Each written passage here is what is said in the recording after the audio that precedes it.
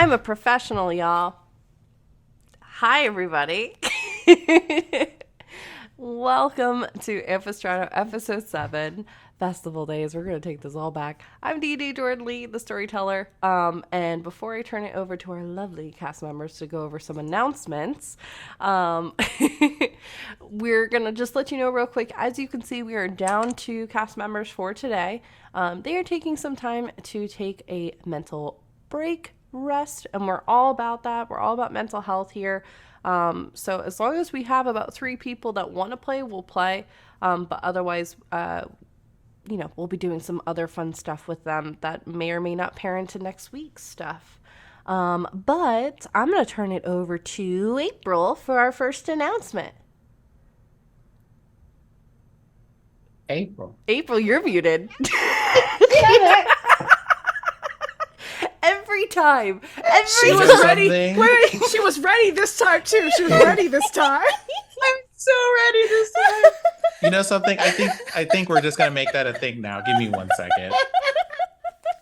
Hello, I am April. You can find me as April Braygun, and today I'd like to tell you about 1985 games. They make terrain maps and other things. The website froze. Dungeon notes. They make a lot of cool things. The website won't freeze for you. You should go check it out. See if the website freezes for you and let me know if it's like my error. And while you're there, pick up a few things and gently type in the chat command. The chat. It's in the chat. There's a code in the chat. You type that in gently. Do not yell it. Get discount, buy stuff. Yay! Beautiful. We're a well-oiled machine today. Fair, help us, please. Hi, I'm Fair. I hope you're ready for this energy because none of us are. But I am here to tell you about Found Familiar. They are crafters of coffee and tea. I am not a coffee drinker, but every person I've talked to about them has like fabulous things to say about their coffee blends. They also have tea. If you're a fan of either or both, you can enter code D&D Jordan Lee, all caps, for 10% off your purchase. We are also affiliates with Friday Afternoon Tea. They just do tea, but they also have, I believe, like tea instruments, accoutrement. Yeah, we're going with that.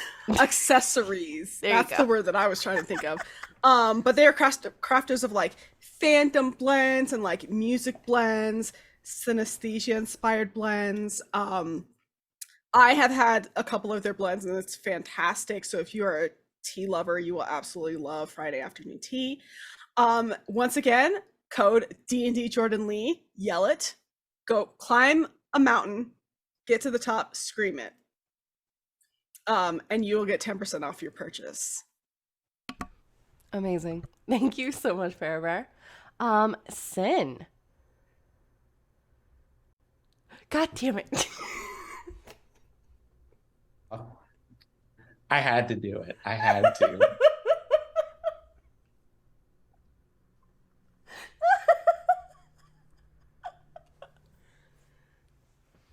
Greetings and salutations. I have received a transmission that informs me that I should let you know, as a featured sponsor of our festival today, we have a group known as Talon and Claw that make prisons for dice. I am uncertain of why they make prisons for dice, but they do. Oh, it is a vault. I see. They also make trays, DM screens, and candles. Some of them are made out of wooden materials, similar to this disc that I am holding. I received this one from Cal, someone for whom I will probably end up committing murder several times in the course of our adventure together. I have also been informed and authorized to tell you that for the low price of typing in D&D Jordan Lee in all capital letters at checkout, you can enjoy an additional 10% off of whatever price comes up at checkout. There's our hope that you enjoy all the products at Talon and Claw. and that you purchase one at your earliest convenience. Thank you. I love that it was in the style of Black Zone. That was amazing.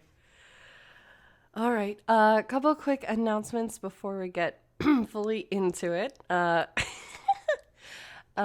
So we do have an Idle Champions chess code. It's not on screen because I didn't have enough room because I wanted to see all of these beautiful people fully today. So if you put in !idle, then it should pop up with the code that you can use to get 1 Electrum chest. Quick update, Veronica, the Dark Lord of Koshmar, I know this, has joined the Black Dice Society Champions in Idle Champions game. You can also now, on Monday, the familiar quest is returning with Latia is going to be the DM along with Eugenio, Gabe Hicks. Can someone help me with the name again? I'm having a moment. Hold on. Gabe Hicks. Michelle Nguyen Bradley. Thank you. And Negarex. So go check that out. That's going to be at 8 p.m. Eastern Standard Time on this coming Monday. So go check that out. Thank you. And we just launched it this week, y'all. We finally have a Patreon. Woohoo! So go and check that out. We have a number of different things that are going to be coming out each month, as well as you'll get direct and early access to a lot of cool things that are coming out, such as our podcast. You'll get our YouTube VODs a little bit earlier. There's some packaging for, hey, you can get a postcard from everybody in their characters. It's gonna be a digital one because mail and a panini is a little bit slow. So, hey, it's going to come right through the veil for you. It's going to be a grand time. So, as well as if we hit 10 followers on our Patreon, we'll be able to bring our first guest onto the show, which will be really, really cool. So we only need right now 8 more people, and you can back it at $1 all the way up to a higher tier. But if you appreciate what we do and you want to help support the cast, because we are paying the cast for all of their hard work, it would be greatly appreciated. So go check that out. And I think that's it for me. Anything else? No? Okay. Well, let's, watch this lovely video and we'll be right back.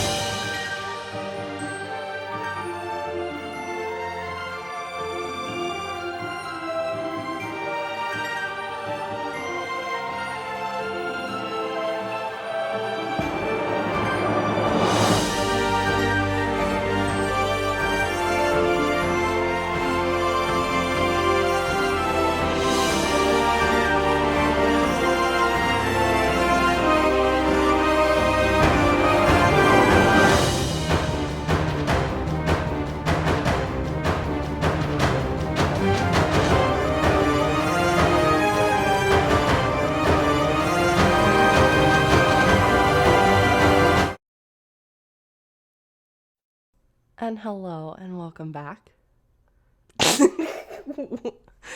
Apparently we chose chaos today. So, hey, you have the three of us and the people who are impulse controlling here. I say we just commit arson right now. Yes. Just throw an arson on the table. Arson and right our now. sins. Oh God, I hate it. And without further ado, let's go into the veil of Ampistrano. Okay. Our adventurers dealt with some nefarious dealings that led them beneath the city of Illipin, into the very caverns beneath. A small group was using a large crystal to harness some kind of soul energy or power. To power, well, that remains to be unknown at this time. The party was able to stop the delivery of several tampered magical items and came upon 2 crystal gem trees that had not been influenced by the magic that were said to be delivered to 2 of the colleges in the area. Returning to the city, tired, injured, the group rested at the River's Inn Tavern, where merriment, clues, and rest were had. For some, a little too much. Cal became curious about this favor that they needed to cash in with Greenwich and journeyed to the shop to find that he would need to retrieve an item from Pithyweather's office, the head of the Magical College of Lyros. Aurea and Deodora contemplated leaving to continue their journeys elsewhere, while Sereth bonded with Blackstone over tea.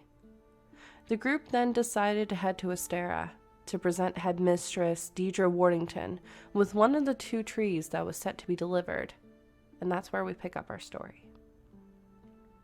We're now approaching mid-morning. The sun is beaming down on all of you, even though it's more of a, you can tell fall is in the air. It's still kind of uncomfortable and hot as you're moving about, but there is a nice cool breeze that is wafting as you are also hearing the sounds, although distant, from the caravans of people celebrating, pre-partying, getting ready for this festival that'll be happening tomorrow. As all of you approach the gates, that boundary area that you are aware is in place, you all start to notice that both Cal and Sereth are kind of pulling towards the back of the group. Just slowing down, Cal seems to be very lost in his kind of thoughts, keeps pulling out his books and doing the, oh, how you know, with tricks every couple of seconds. And Sarah seems to just kind of be watching, just aware of everything. After a moment, Cal's footsteps kind of stop, and you hear the book kind of slam shut. Well, I have a lot to think about. I think what's going to probably be the best idea, you're going to talk to, and at this point he's looking over at Blackstone, you're going to talk to the headmistress, the professor, correct, and relay everything? Okay. Well, at least give them their art project. Right. I'm wondering if I should maybe do some more research, and I know there's probably some books at Lyros that I could look into. Plus I could check in on Sam. I think I just need some time to kind of ponder the decision we're kind of, if you're all still interested in helping at least. Well, we are very interested in helping. We will think of some tactical decisions while you are away. Good, and I'll see if the books hold anything. And I'll meet you all at the inn tonight. I'm assuming you're going to probably go to the caravans and stuff, wander around for a bit.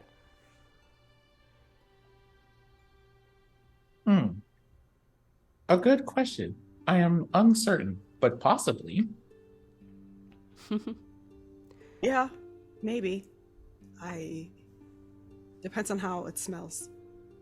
I mean, the food has been smelling quite delicious as we were walking by, so I'm sure you'll be able to, grab something to eat, get something to drink, and I'm pretty sure they'll have some like physical fighting events that you can maybe do, Deodora, since you're really, really good at that. But I think it's just going to be good if I, take a moment to do some research. And at that point, Sereth also kind of speaks up. I've should probably check in with work. I have not reported in to my job yet today. So I'm going to go and see if maybe we can find anything in the stars, especially.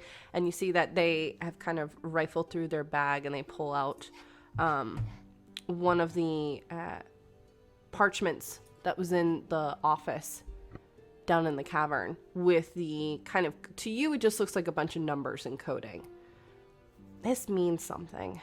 And I want to see if maybe there's something in our books about this, whether something occurred last year at this time. Let me go and take a look at this and I'll see what else I can find. That way we're covering all of our bases. I think that's going to be the best way to go about this. So, I'll go with Cal at least part of the way, and then we'll split, and we'll meet you back at the end tonight, and maybe around the festival too. Okay. You're gonna be safe? Yeah. I'll be fine. Work, we've got a bunch of guards, and Cal's like, yeah, the school. I mean, if they've stepped up the security here at Astera, and Deidre, I believe, said that they were gonna let the school know. At least that's what Aura you mentioned to me. So I'm sure everybody's on alert. It's also a festival, so I'm sure we'll be okay. I give Aurea a side glance, like the same person who hung over 2 seconds ago. It was just trying to drink coffee. They're gonna be okay. I lean over. Maybe he just needs to get more sleep or something. Some rest. They need some rest. Could be that. But Well, I think that's going to be the best way to kind of cover all of our bases, and we can see what we all find. Don't go on a thief mission without us. No. And this is Cal speaking up. Wouldn't dream of it. We all look at each other like... And he quickly like holds up his paws like, I promise, like, I won't. No.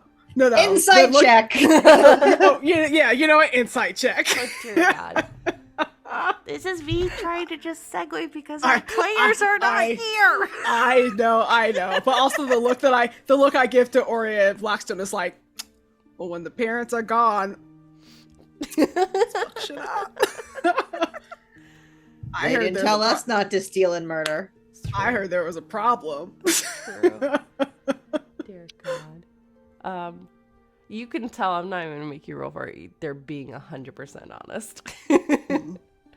You get the gist that probably lying does not come easy to Cal.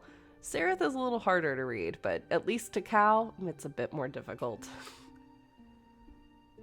All right. We'll leave you to it if that's okay. Yep. Cool.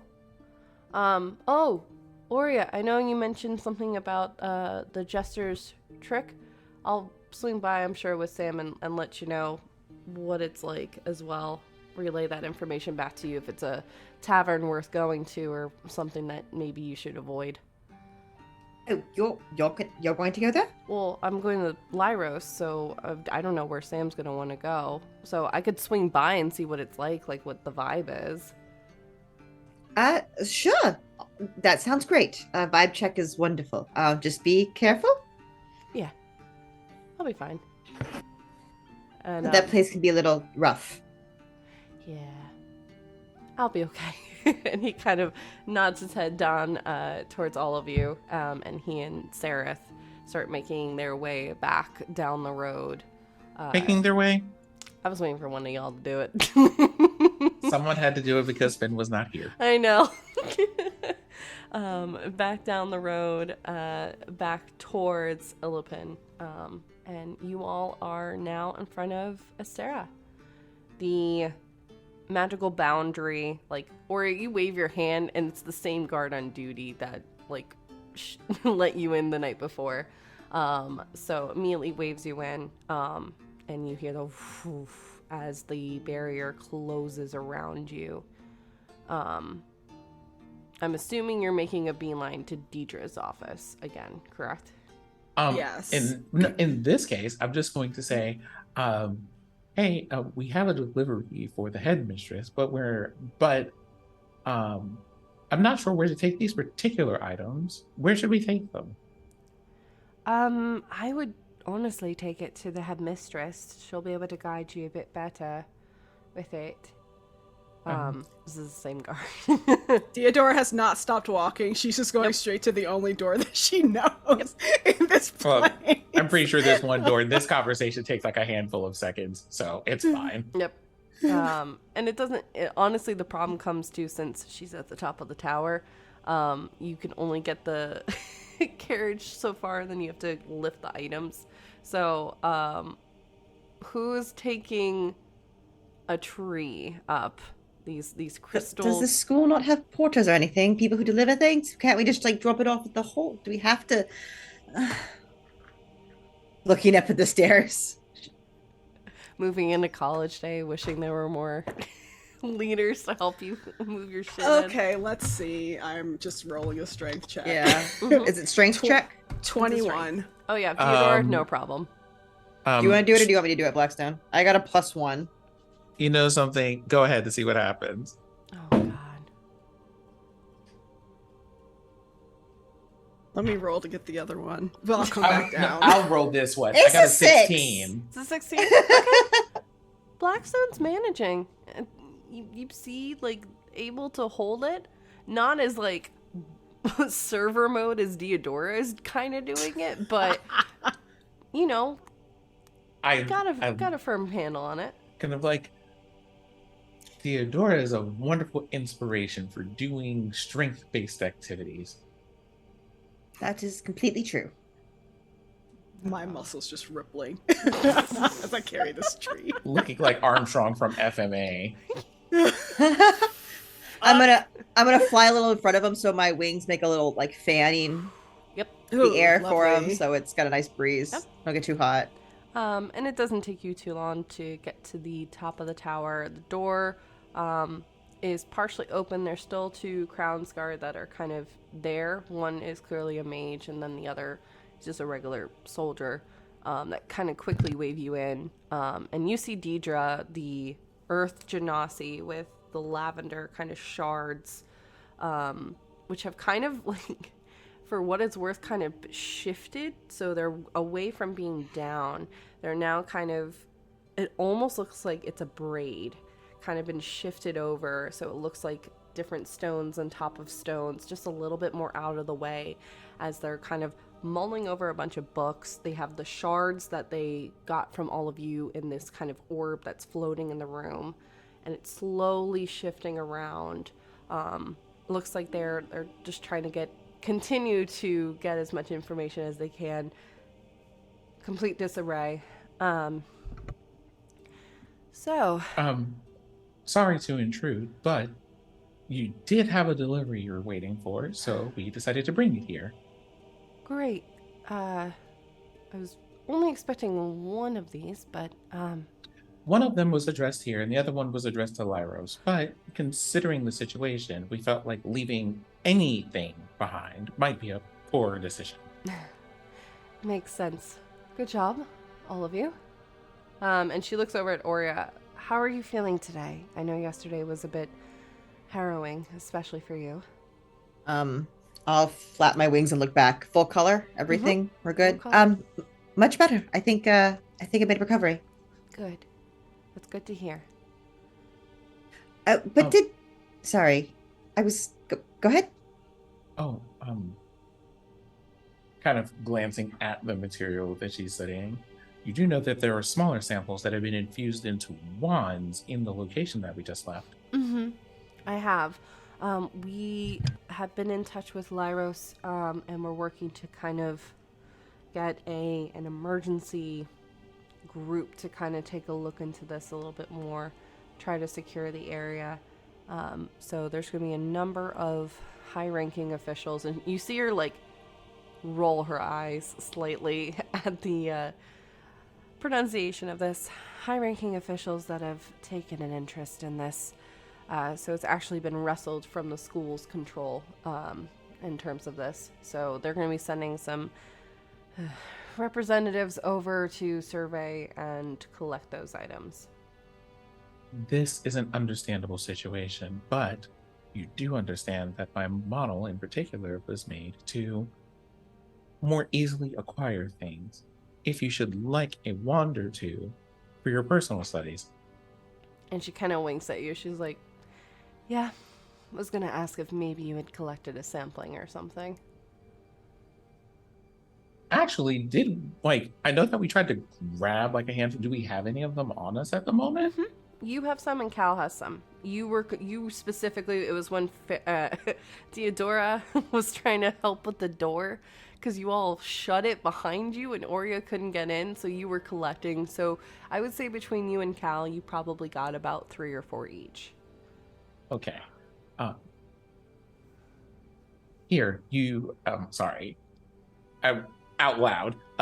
You might find these useful, and I offer her like just the bag of wands and say, you might want maybe 2 of these. Okay. I'm guessing, and you said this was tampered with the same material, and she gestures over towards the shards that are kind of suspended. Okay. Correct. So please be careful. She goes over to a desk and pulls out one of the drawers, and you see she's got these tongs that she kind of pulls out. Comes over and reaches into the bag to pull the 2 wands out. And then with her other hand, she slowly like blows into it, and you see this bubble forming. And then she just kind of pops the wands into it so they're suspended too. And then she slowly pushes it over, so now there's like almost somewhat of a mini solar system as the wands are now kind of floating around the shards. Just suspended, seemingly secure. Right now, not absorbing anything. You're not seeing like what happened with the mage hand being into the wands or anything like that. This would be a most useful magic to know if we run into any more of these. For sure. Well, I'm happy to perhaps run this over with you and your wizard friend, if you would prefer.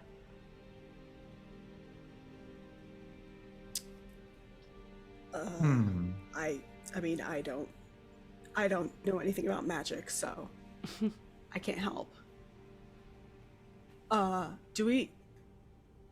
This add a character. Sure.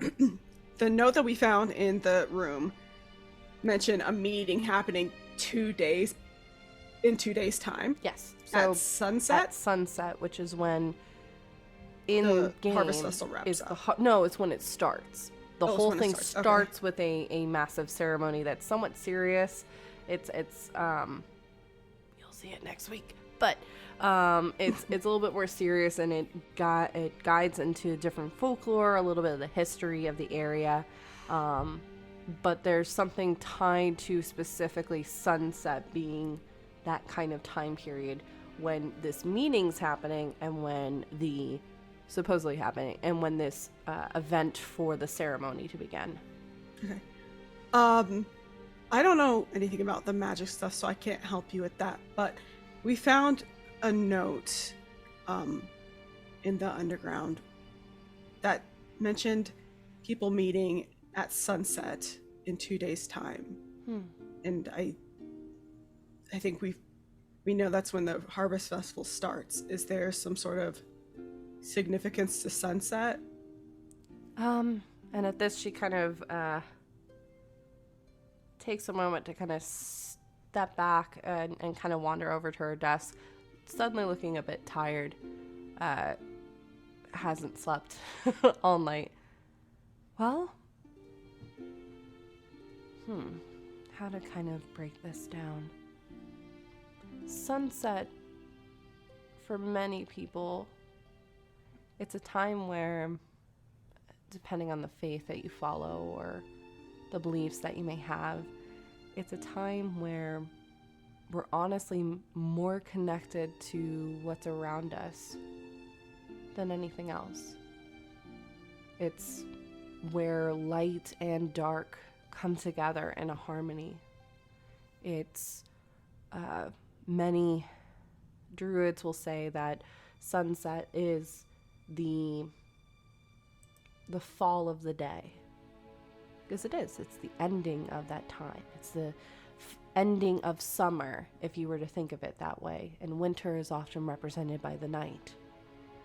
So it's very interlocked with that. There's a burst of energy that sometimes happens when this occurs. Whether that be, as many people call it, a green flash or something to that effect. Some people claim they've seen it. Some people claim they haven't. But for those, and she looks over at Oria, those of you that may live up in the north, green flashes are often tied with gateways to the other side. So it's kind of a sacred kind of time. That's why we do the ceremony at that time, at least. It's the most poignant moment that we're not necessarily mourning people. Because many people could argue why this isn't done during the day, and there's lots of reports and arguments about that.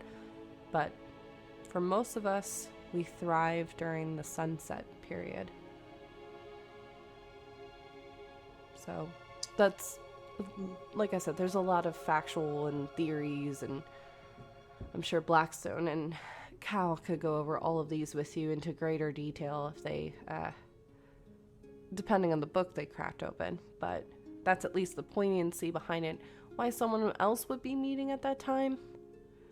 Well, if it's tied to what these stones are doing, it can't be good. No. If people at sunset are celebrating the end of the day and the end of the summer season, I don't know much of. I have said this, magic is not my strong suit, but it seems to me that maybe they are trying to siphon off energy from people at a very significant time where energy is being poured out to the world. Yeah. Based on what you just said to me. I would say with this, Theodora, you don't necessarily have to be doing magic to understand it. And I think you have a pretty good grasp. That was a theory that I was wondering myself when you brought up the meeting. So, and at least with these stones. So, I think you're doing just fine. And she kind of gives you a gentle smile. And her kind of... Theodora smiles wide, like, I just got praise. Feels good. I would say you're doing just fine. Well, the best that we can do for now, at least, is just be on our guard. I don't suppose the manuscript said anything about, like, where this meeting was taking place. I, as a player, don't remember. No, it did not. I don't think so. It didn't say that anything was- like that. Yeah, that was like the extent of my memory. It's all good. No, it didn't. What are the significance of these trees? Oh, well, it kind of goes into the ceremony. Typically, the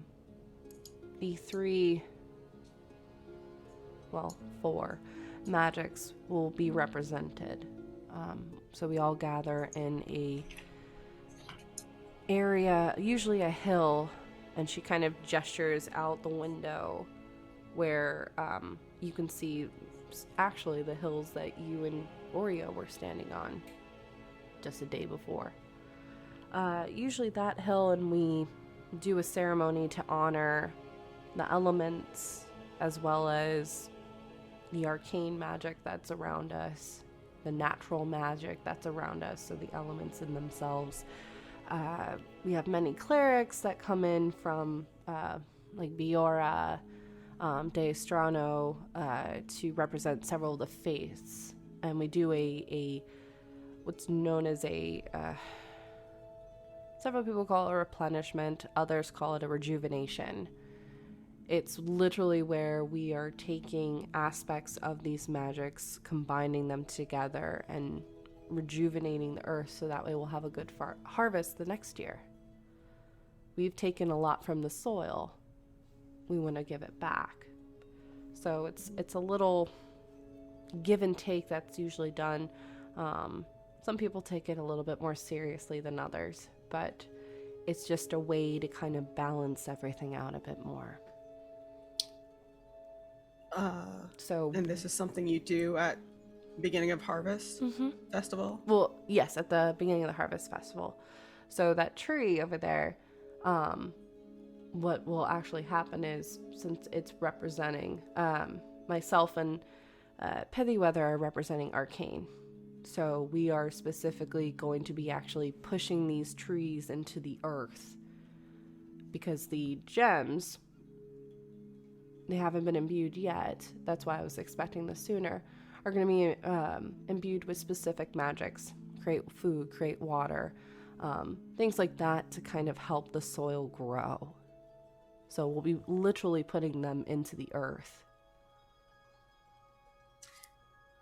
How many people know that you do this? I mean, everyone Is it sees everyone? Yeah, it's a pretty widely seen ceremony. It can be really beautiful too. I'm sure. I ask because when we found these trees, they were in the underground but hadn't been corrupted yet. So We assume it's If simply they had because they been. wish to, but they hadn't done so yet. yes. So we have the beginning of harvest festival. We have you doing this ceremony to replenish the earth, imbuing these with magic. We've seen what these crystals do. It seems as though maybe someone was trying to corrupt the earth here, or something of that nature, based on what we know. Or, at the very least, conduct whatever manner of trade they wish to do, while people were gathered at a festival and a lot less likely to pay attention to their activities. Or Potentially both. I was gonna say, I think those are both very plausible. because these were still going to be delivered here. Correct. And if they had been imbued with the corruption, and then you had moved forward with your ceremony. And you kind of see her shudder for a moment. The very stoic woman has a slight shiver, and you see just for the splittest of seconds a little flicker of fear. That might explain what all the wands were for.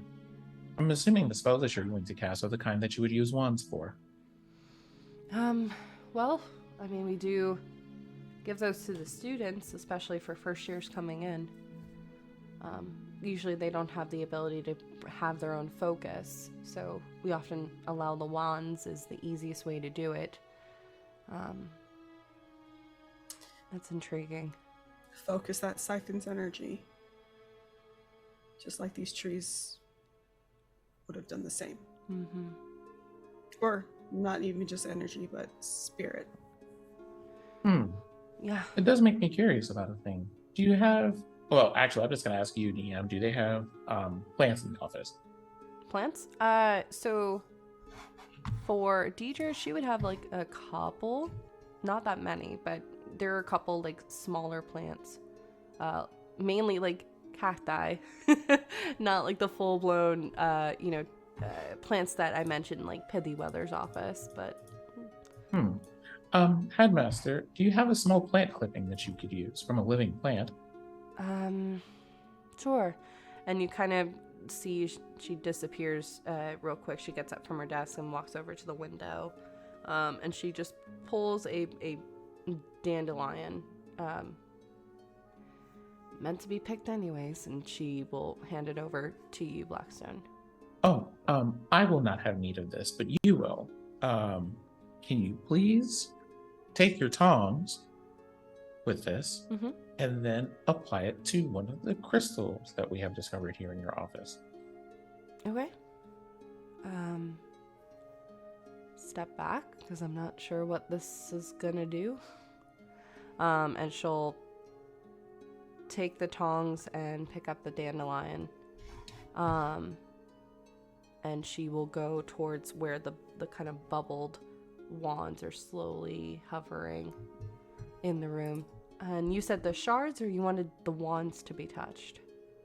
One of the shards. One of the Or shards. especially if it's, well, I guess the question would be whichever one has the most active dark looking crystals, because some of them have lightened over time. Mm-hmm. The shards are still very much glowing with that. So she moves over there, and you see the bubble kind of shift momentarily as the tongs go through. And the dandelion, as it approaches the shards, all of you see purple and green energy being pulled from the dandelion. And then it just flares up. Well, experiment concluded. I believe at the very least, we have confirmed that Theodora's hypothesis was indeed correct.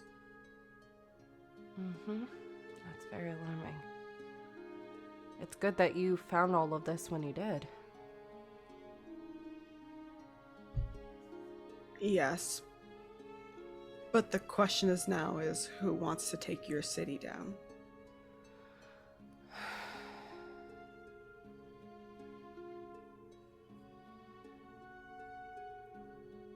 I don't know. I truly don't know. Illipin, at least, is not a city that's targeted, since we're kind of in the in-between. You know, in between the north and the south in terms of that representation. We're not the capital, so things are a little bit more lenient here. Maybe Do we wanna- that's what it looks like on the surface. Could be.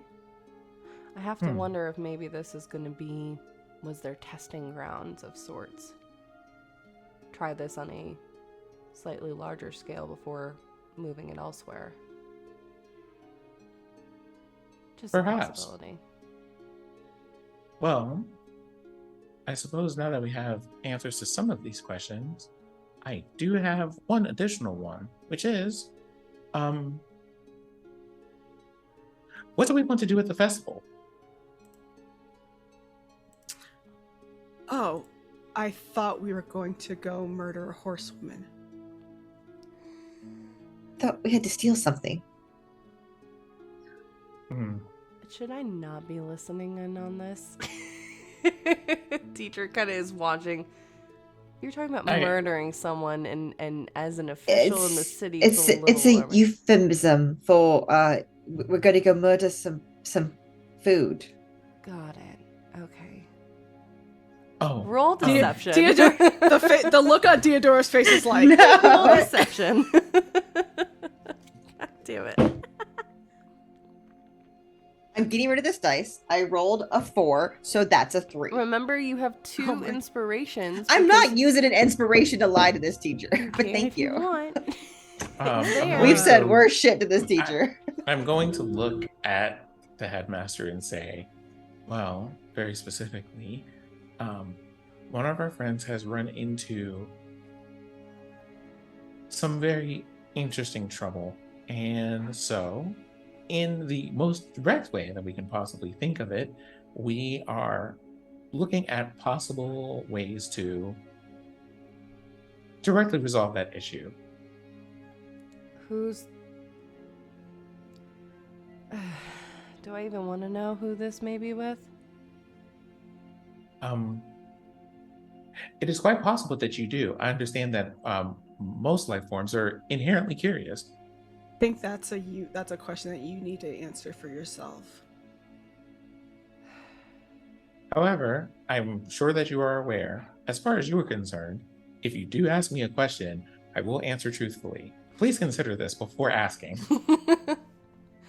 Fair. I think in this case, with everything else that's going on, I'm gonna leave that to mystery for now.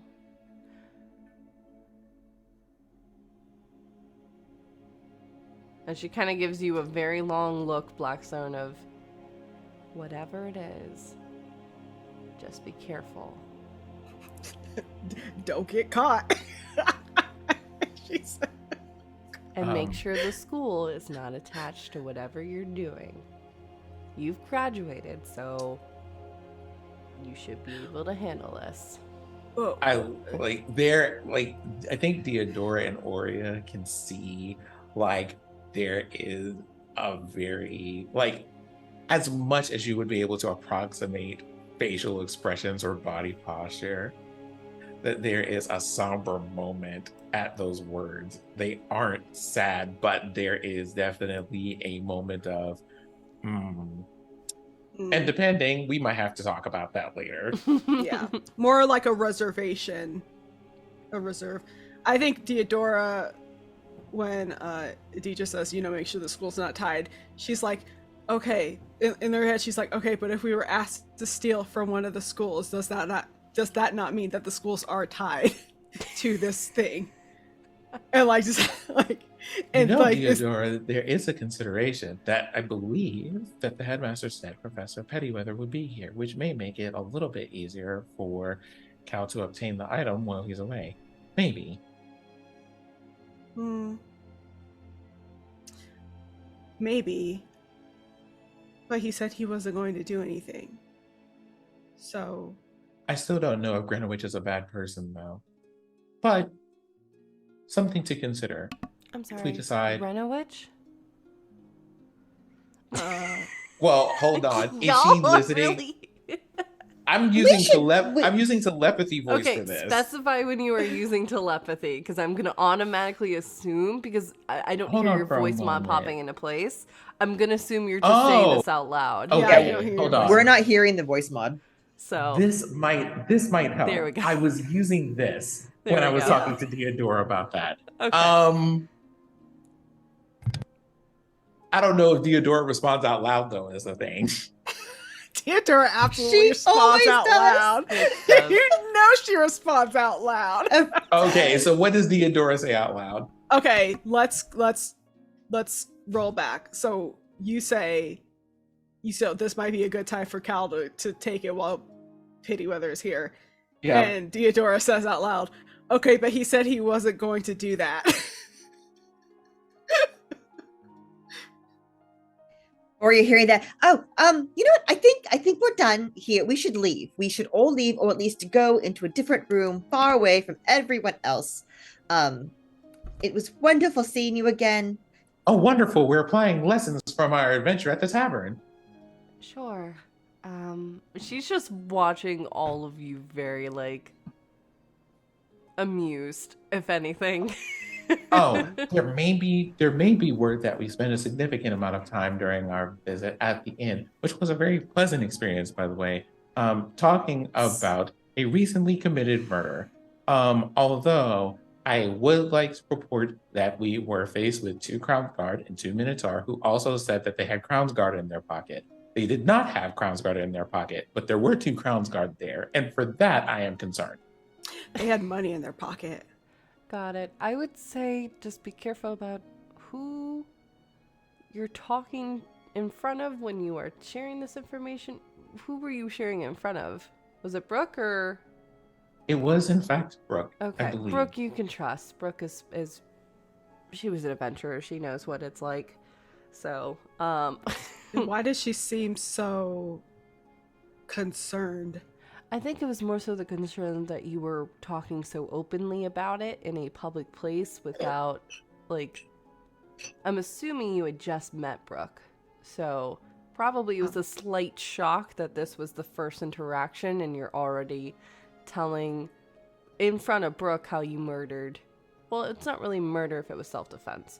So you were defending yourselves and then stole their accessories and things that they had. So I think it was more so concern about that, because that's definitely and you see this teachers kind of half smiling. It's definitely a beginner's adventuring wrong move 101. Kind of don't necessarily do that. Well, for fairness, my my module for communicating telepathically seemed not to be working that day. Valid, but you can still wait for yourself to be out of those very public situations, Blackstone. I know you know how to be a bit more secretive when you need to be. Me? Secretive? And she kind of winks at you. Anyways. I agree, though. Get the fuck out of my office. I agree. I think I'll continue to research. If I get any other information, I'll be sure to pass it along to Blackstone. I've paid for the rooms for another 2 nights, so you can enjoy the festival. You deserve to have a little bit of a break after what you went through yesterday. So you'll be good to go in your suite for the next 2 days. So more than enough time to enjoy the festival for its full things. And I'll see what else I can find out. We will do the same. Sounds good. All right. I need to get back to research as well as figure out a different gift for the ceremony that we're going to be doing. So, if you would not mind, please leave my office so I can work. Right. Turn around and just leave. I just turn around and leave the office. I stand there. No, I'm kidding. All right. And you step out of the office. Where are you heading now?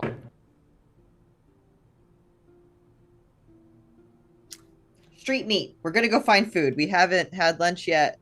Okay. There's food vendors, Yeah, right? I absolutely got interrupted while I was having my breakfast to come bring these fucking trees all the way. We totally just left breakfast on the table and left 4 hours ago. Love it. Okay. So you Oria left to know that we're coming back for this. you all are racing back. We'll time lapse it up a little bit. Race back towards the caravans, towards the entrance of Illipin. There are a number of stalls, tents, carts, carriages that are set up. People have been partying for the better part of the last couple of days. But there is immediately the cornucopia of smells that assault your senses of shepherd's pie, roasted pork, bacon, tons of food all over the space. Oop, hang on. I will figure that out in a moment. Moving around the space as well, you see that there's definitely a set area of here's your food, things you might want. Further down, there's a bunch of stalls and tents that have been set up with things like tapestries, toys, figurines, jewelry, incense, teas, things like that. Continuing down even more, there's outcroppings of different games and stuff like that. So, but you all mentioned food.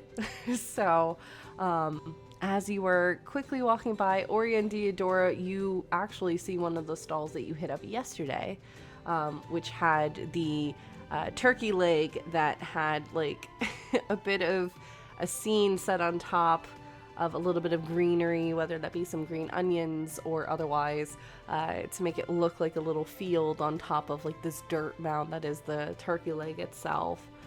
There's music everywhere. It's a stunning day. There's already a lot of people already very drunk, as you do.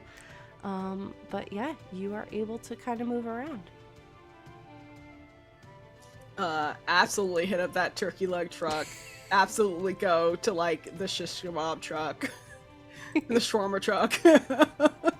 Amazing. Just lots of meats. We're just gonna start at one end and just work our way down. Yeah, like any good festival goer, you just get a little bit of everything.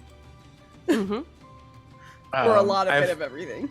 I follow everyone around. I take Corbin out of my hood and I ask if Corbin wants anything. Oh, would you allow Blackstone that when we get food out, I'll take a look. He's can we? I'll hold it up if I see Blackstone out. Oh, oh, what is that for? And I point to the mouse on your shoulder. Oh, it's for Corbin. Well, Corbin, would you like some? I honestly think after everything else, they probably would. So, sure. I hand it to him. Just what? So, like, what you see is like at the point that you're like wherever you're offering things, Corbin just like runs up to meet your hand wherever that is. I'll think that's a fun trick, and every time I'm like, huh? Every new thing offer Corbin a little bit of it.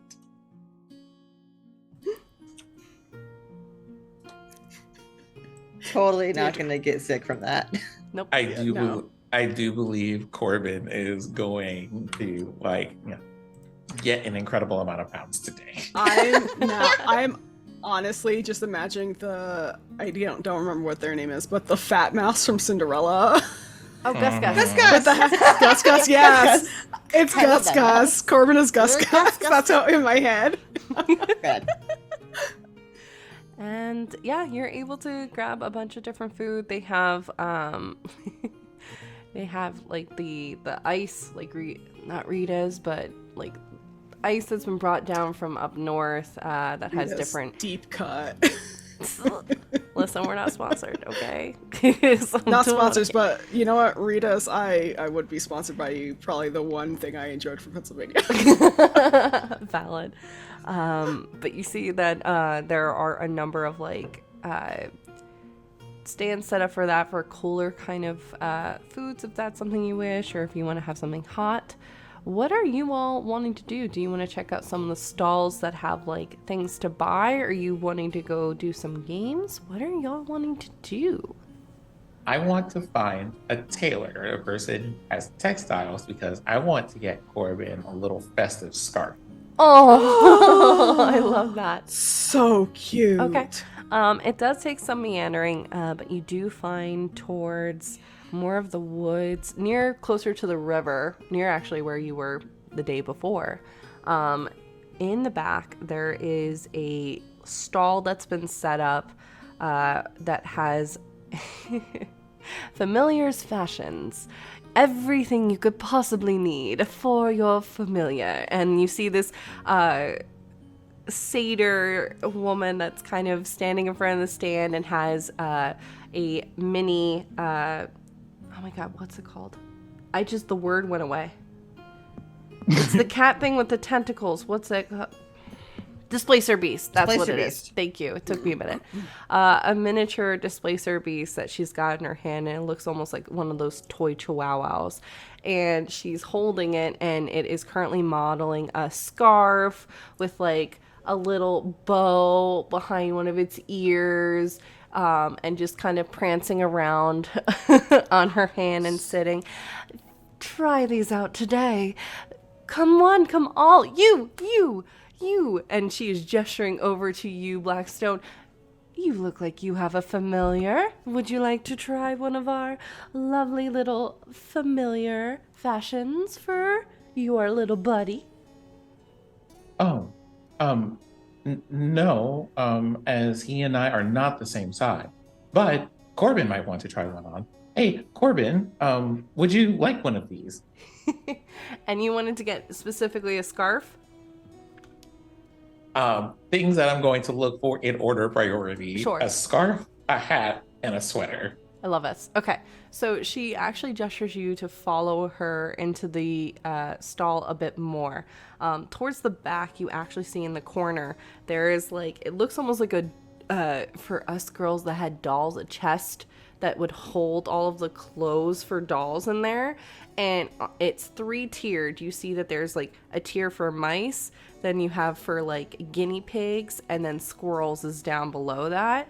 So you can easily see there's a perfect spot. Currently the space is being held by a cute little field mouse that is rocking a little crown on the top of his head with a purple scarf, looking very like think actors, like drama, like very much that kind of vibe on this little mouse, as their owner is like, oh, you look so cute, and kind of shifts over.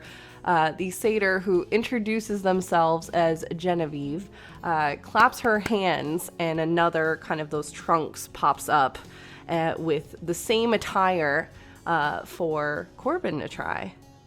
So you do see a number of different hats, vests that are all made of different material, whether that be, you know, if you're going for kind of like a cashmere vest to something that's a little bit more comfortable, fancy. So what vibe are you going with for your familiar fashion?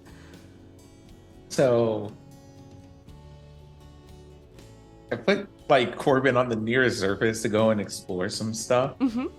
He looks around a bit, and then he comes back. I would say he pokes his nose at like what my scarf looks like, Mm-hmm. and then like kind of like this kind of scarf hood thing happening, Mm-hmm. and then like runs back to like the dollhouse or what have you. Yeah. Well, I'm not sure if they have them, but I can at least ask. So, I kind of gesture at like this kind of like hood and then like scarf wrap thing and go, do you happen to have something similar to this fashion of things that Corbin could wear? And she kind of, at this point, starts walking around you, very much like standing and doing this kind of face of like observing. Do you mind? And she kind of quickly magics a measuring tape. Do you mind if I just do a quick Sure. Why measurement not? check? Okay. And she'll hold the material up, and you actually, at one point, she just moves her fingers, and it starts measuring around you, getting the different things. We don't have anything exactly like this, but I can whip something up that'll be special order. It'll be one of a kind, but we can easily do that. Down to the mask that you have as well. I will Corbin, literally give do you all my have money there- for this. There is like like at the mention of like a mask, there's like a twitch of a whisker, kind of like, well, all right. Would you suggest like some kind of jacket to go with these or what have you? I would always recommend having a jacket just because it is going to be into the colder months. And your adorable little one, I mean, they usually hibernate. So you're going to want something that's going to be, you know, a little bit more warm for them, especially if you are moving around a lot. So that might be something to just keep in mind just to have.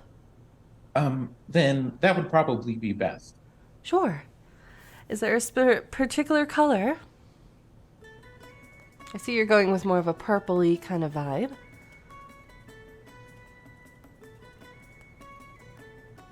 Probably something green. Green. Like a bright green or more of a like a midnight kind of green? A forest green Got or it. hunter green. Love it. And she kind of quickly bustles over to where Corbin is at, and you see she's quickly pulling out different things of fabric, and her hands are kind of quickly maneuvering as you see the scissors are actually quickly cutting out the shapes on the fabric.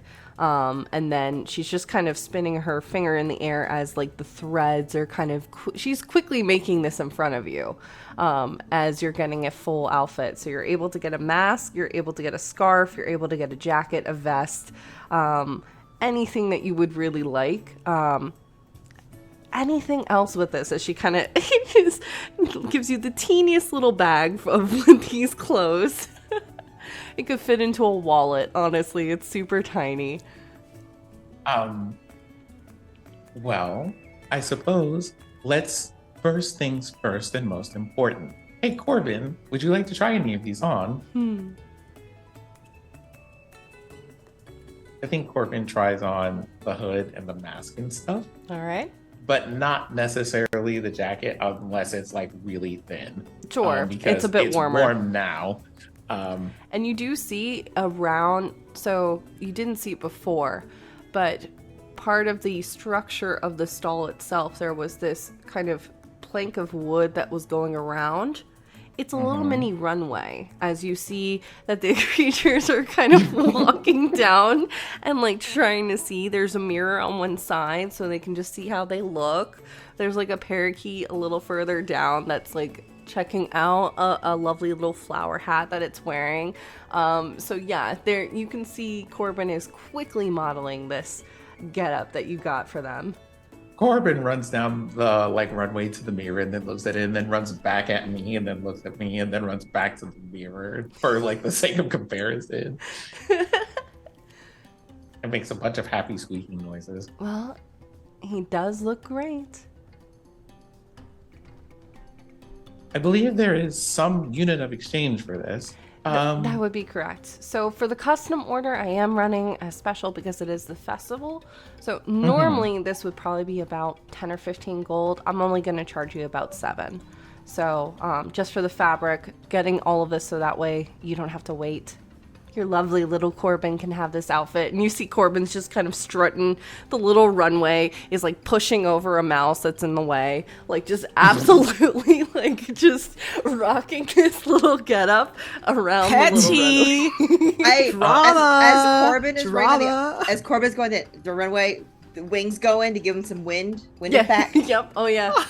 That pose, Yep. work it, Corbin. You see at the very end where like there's this little wall. There's actually a little. It looks almost like a spyglass, and you hear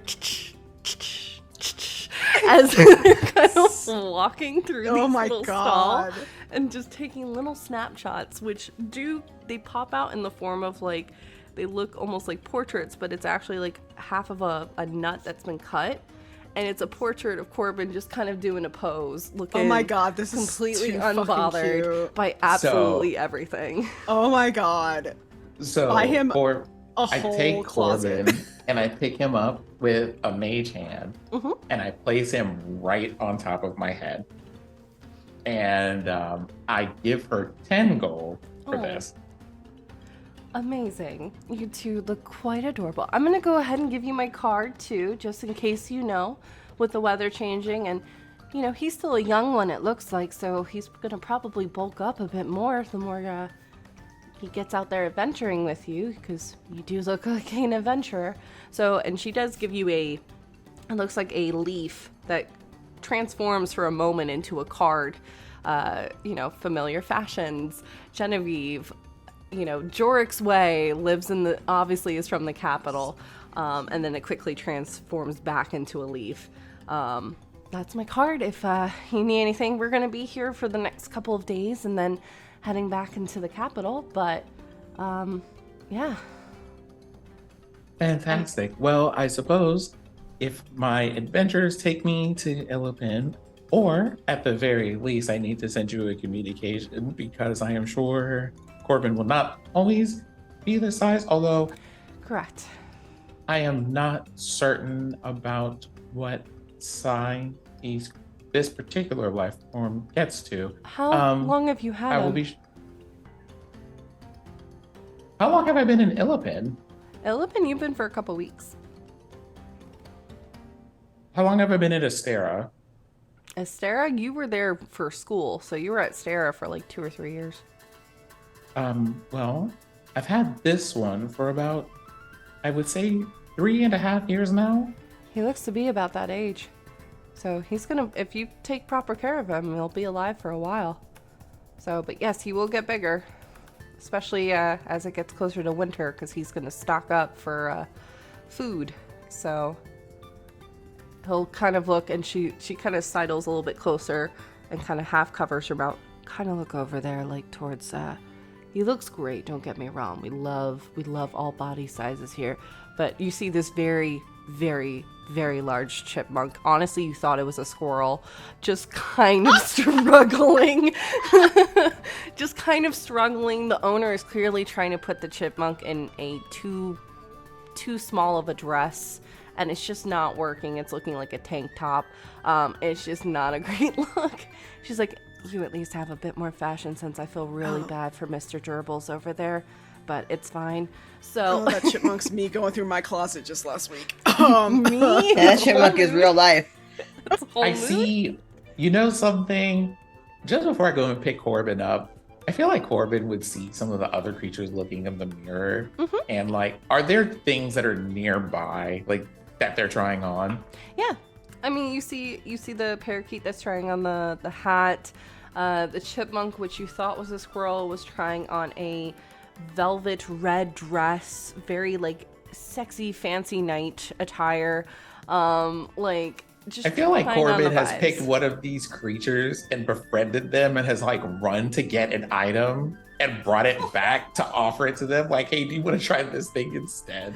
I feel like probably helping out Mr. Gerbils with the dress probably is, like, hey, here's some, something more comfortable. So, You're just like, hey, here's an let me A-line just- dress instead. Yeah. So let me get this right. body. After Corbin goes down the runway, pushes another mouse off the runway, and then goes and helps people be comfortable. And Corbin contains multitudes, and we love to see it. Okay, we love it. We love a multifaceted little mouse. We do. Okay. We do. Very, Yeah, like- very fashionable. Question for you, Jordan. Yes. While everyone is now watching Corbin just queer eye these chipmunks' lives, Yes. I'm going to lean over to Genevieve. Question, so there's a store that has little outfits. Is there a place that I could find things to put in the little outfits? Put in the little outfits? Well, everyone has, what if I wanted to find one? Like a familiar, are there familiar stores? Oh, And then I you mean point like to this, like the little display circuit, Pet like, shop. yes. Oh, you want Pasha's. Pasha's Passions, and she gestures 2 stalls down. You can actually hear like a squawk of something bird-like yelling. Pasha's gonna be your go-to. She's got a number of, she's actually, and she holds up the displacer beast. That's where I got little Lily here. She's got These are adorable miniature. and I love them. That's what, right? They have miniature ones, and then I do believe they have slightly like Corbin sized or gerbil squirrel sized. They're not the big beast in terms of familiars, but they are, adorable nonetheless. But that would be where you would want to go. That's perfect. Thank you so much. And I'm assuming you just book it. I'll be right back. Theodora, you just see Oria take off in a blur of red and gray and Theodora is like, she watched this little fashion show, but she still has like her arm is just laden with. She's just eating, like. oh sure. And Yeah, like yeah, I think at some point I wrote this in chat, but like she does get one of those like shaved ice things, the not Rita's, and it's like very like it's her first one, so she's very much like, what the fuck is this? But also fascinated because it's like first of all, how is the snow not melting in this heat right now? But also, how did they get the flavor in it? Yeah, you grabbed an Anita's ice cone. Yeah. And there's a little snowman that's just kind of keeping the cold on top of it as you're And there's eating. like that ice cream on top, and Yep. she's like, what the fuck is this? Delicious. It's like she's about to have a sugar rush, y'all. I can't wait. She's like, I'm gonna get 3 more. We will pan over to Oria, quickly rushing over to this other stall that, compared to Genevieve's familiar fashion shop, which has tons of light in there, because obviously you're getting the best pictures, the mood lighting. This has it's more darker in tone. You can see that it's a little bit more relaxing. As you enter, it feels like you're walking into a bubble. You're not getting a lot of the noise that's out in the festival as people are cheering, fireworks are going off. The clicking of the fashion show that's literally happening 2 stalls over is not carrying over in here as you enter. And you see that there are, imagine like when we were kids with the little train sets and they had like the mountains and like the scenery built into it. It kind of looks like this. except there's, instead of trains moving around, there are holes for several of the creatures, and as you approach, like all of a sudden it kind of opens up slightly so you can see what creature is inside sleeping. So I'll say as you immediately walk in, you walk to the right and you see the magic kind of pulls away this little mountain, and you can see that there are several appears to be small displacer beasts, like what Genevieve was holding in her hand, all curled up. There's about 3 of them. All of them have a different like colored tail too, like in terms of the hair. One's pink, one's blue, and one's purple. So they're tucked away. You move on further. There are, of course there is a little blink dog that is just chilling in the corner, is passed out asleep. Now Jordan. I'm about to pull up. It is a blink dog. It's not Deodora. I know it's not Deodora, but I want it. Oria takes one look, goes, "I'll be right back," runs back to the other shop. Oh, we have plenty of time, but as soon as we are done, we have to go to the other store. We have to go there. There's little ones like that, and there's a little blink dog, and so you too would like an animal companion. Well, you see Corbin still modeling behind on the little mini runway. Corbin's gonna be a while. We might as well. No, I may have gently asked if I could, like, having like forgotten to this beforehand. Sure. To get Corbin a little like adventure bag. Oh yeah. Oh my god! Shut the fuck up. Right near the little trunk where you saw all of the little mouse like clothings, there's literally a whole shelf of just bags, whether it be like I'm trying to think of the equivalent, like a smoochy bag to wear a Pradley bag to an adventurer kind of kit. So yes, you can easily find a bag for. What's a smoochy bag? Like a Gucci bag, but it's in my world. So it's I was like, is this some kind of like weird bag that I've never? This is a smoochy bag, and then instead gotcha, because it's legally distinct. Like, I was like, is that what they call the little purse backpacks now? Smoochy. And instead of Vera Bradley, it's Vera Pradley. So yeah. But I would like to also acquire one of these. I don't know if that's a bundled thing or if that's something I should purchase separately, but I feel like it completes the look, as it were. Can it be a little bag of holding though? Can it just be a tiny bag of holding? But it only holds like animal stuff. Yeah. All the familiar stuff. His seeds and stuff. Yeah. So Genevieve will be like, so wait, are you talking about a bag for you and a bag for Corbin? You want it to match? Matching bags? Fuck it. Yes. Well, I believe I already have one of these, but I would like one for him. Actually, I think I have a bag. Hold on. Do I have a bag? Because I can point you to my partner right next door. They've got more bags, and honestly, we can do a matching between the two if you wanted to. I mean, you're already coordinating. She gestures between, again, Corbin just pushing another mouse out of the way to get a better shot. Little Corbin, runway. please. Okay, so I have a backpack. Could you model one after this? Like, do you have something that looks like this backpack? Might be able to whip something up real quick. I think we just sold our last like adventurers kind of bag, but I can whip something up. If you're gonna be in town, I can probably have that to you later tomorrow, if that's okay. That is perfectly fine. Perfect. I go with like Corbin from the runway. Oh, you see Corbin immediately latches on to the runway, does not want to leave. It's just like Corbin. Just grabbing on. Corbin's about that model life now. Corbin's you have put Corbin on a runway. He doesn't want to leave now. Corbin, our friends would like to meet other friends. Fuck that, I wanted to run away.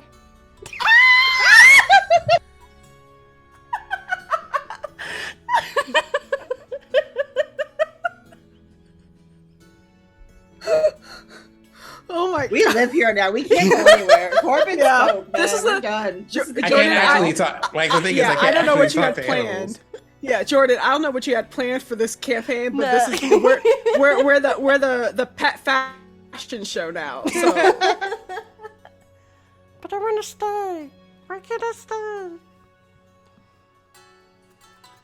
Well, thing is, you could stay here, but you want to know what they don't have here. Right. Leafy things, meats, and cheeses. I gotta have the fancy cheese. Okay. And he looks We- slowly lets go. But as I place him on my head, right? But one day we can come back here if you would like to. Can we have a runway in our house? There is a moment where I'm sort of like, there's a moment where I'm sort of sad because I don't know if I have a permanent home here. Well, wherever we live, can we have a runway? I will let you have a runway, and maybe that runway can have a larger mirror so that you're able to more fully enjoy. Hell yeah. That's all you hear in response. And he Well, just then, or sits back, kind of you see, pulls out this little fan and just starts fanning himself. the as way that he's Corbin right. just has random things for comic relief is great. They come in the backpack. He comes I in the backpack. stand. I stand Corbin. I stand. Make him a full character sheet. I may or may not Um, have a character sheet for him. I like they have like an other section, so like Sure. there is one. I have one Yeah. for you. And I'm assuming all of you move over to Pasha's Fashions to see Yeah. these miniature familiars. So, Theodora, you quickly see the miniature displacer beasts that were in there. Of course, see the blink dog. There's a number of other birds in there. There's a literally miniature horse that's just kind of hold in your hand. They do have a number of different creatures in there that are all, for the moment, sleeping. It's very clear this has been a very popular stall, and probably a bunch of kids were tapping on the glass. So they're a little tired, but you are able to kind of move around and kind of see other creatures that you may like. There's a couple selkies in there, which if you don't know what selkies are, they're kind of, they're more in the sea or lakes. So you see them kind of swimming around near the lights, kind of moving. They're, again, about this size, the size of your hand, not super big. What happens if we take their coats? They're not wearing coats, so. No, sorry. No, you're good. But yeah, you're able to see that. Ori, are you bringing Theodora directly over the blink dog? I'm just dragging them all inside. I don't think Sure. I would. I think I'm so overwhelmed by everything. I'm just like, look at everything. Okay, so here's my dilemma. I want it, but I'm also like, will I remember? Like, as a player.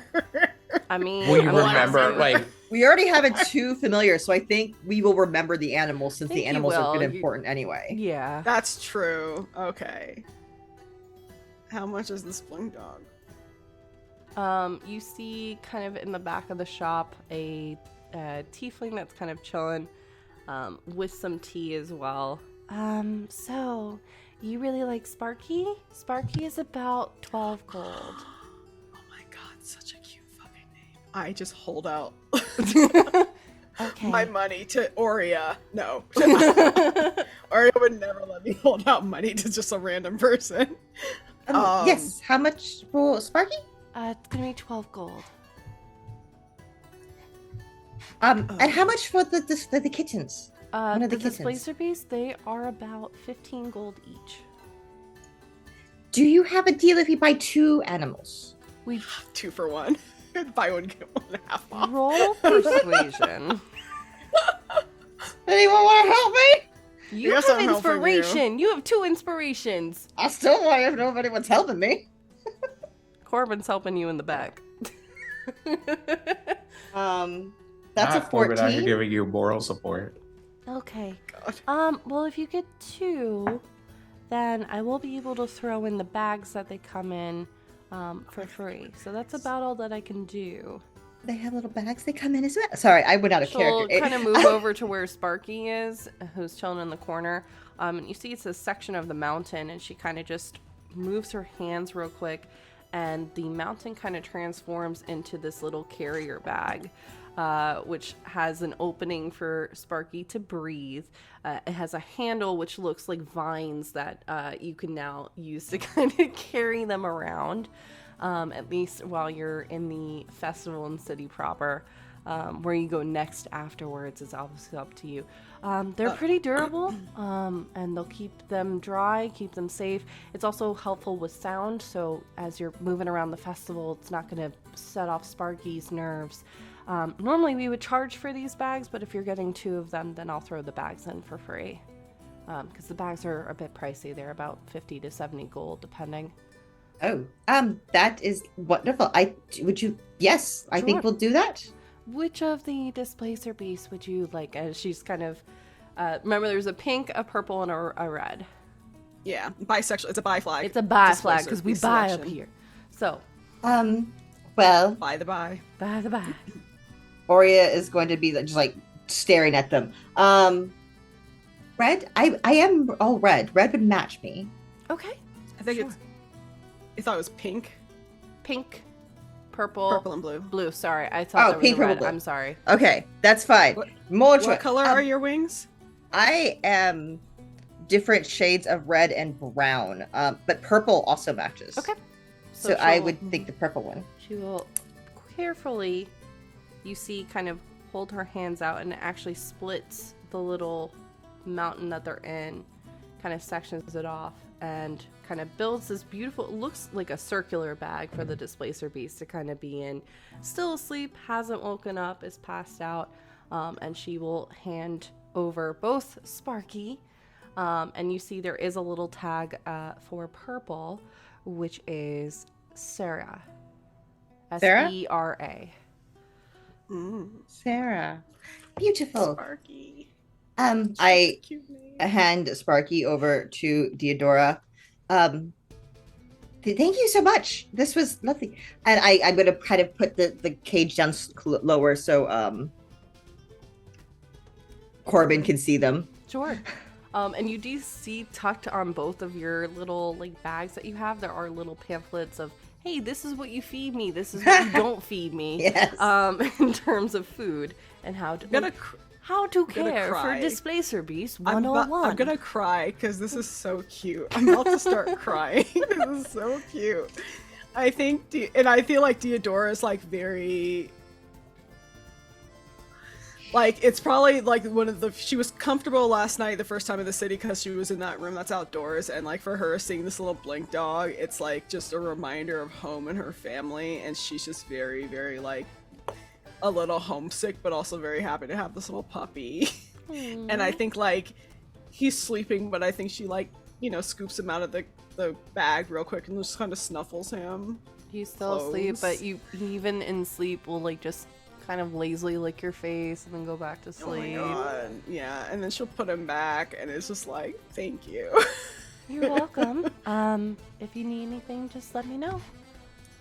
I'm located in the city, so I'm nearby. Thank you so much. And Aurea's holding her case very gently so she doesn't wake up this kitten, and she's like staring at it intently.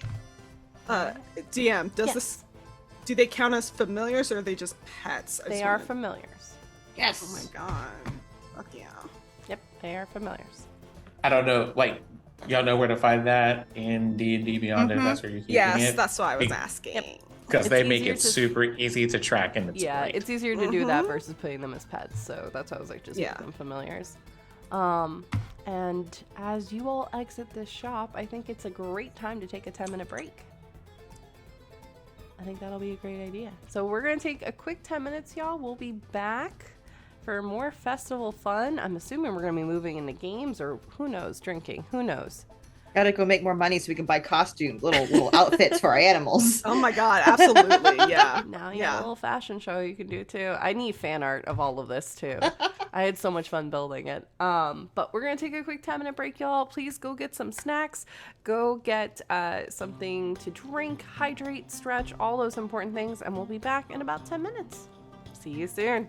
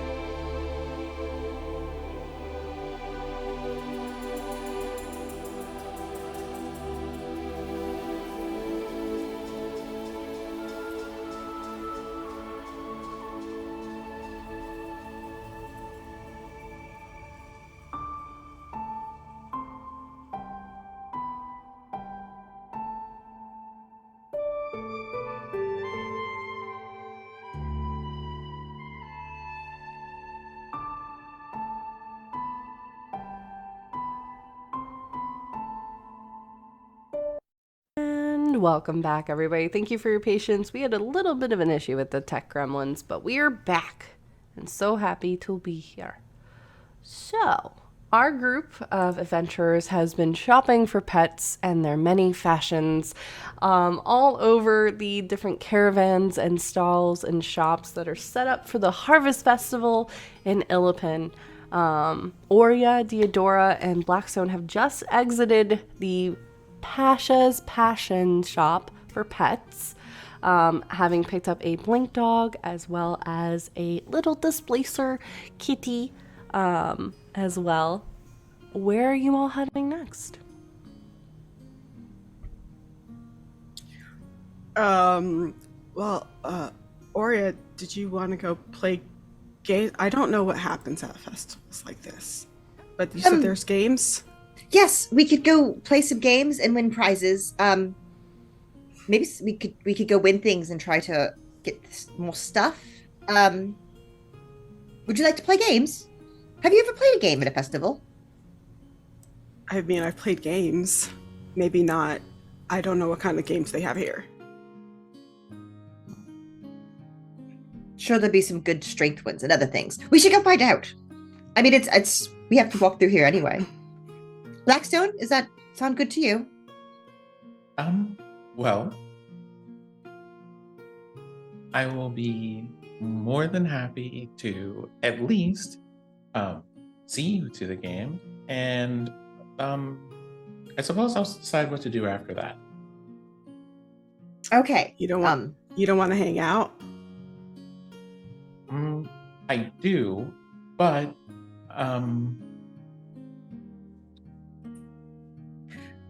did you still want to go do the murder?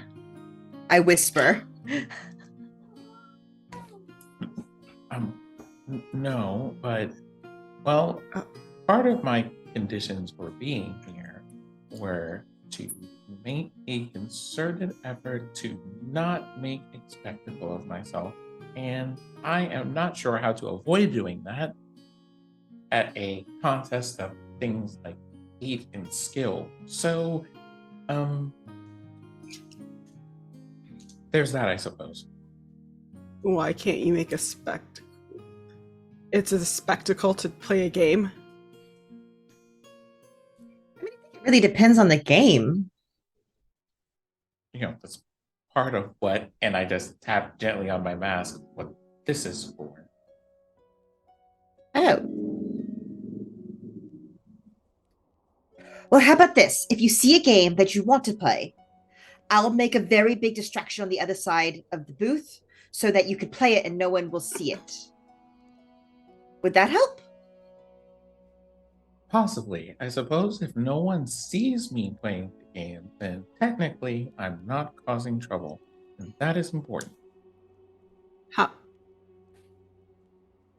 Well, if you're just trying not How's to it cause trouble to play a trouble. game? Yes, that.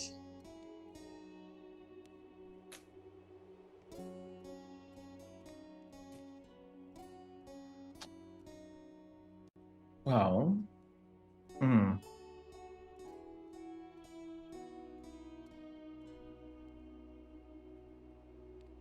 Well, I suppose everyone has their unique talents, but, well, I suppose the easiest explanation is there are reasons that you haven't necessarily seen me out of this hood, or without my mask, or out of clothing. Yes, because you're being hunted. I suppose that is a good way to put it. Well, you can leave all that on while you're playing the game. And all these games are rigged anyway. Everything is made to encourage loss. So really... Rigged? Do you mean that they are doing things that are somehow unfair in the way that these games are played?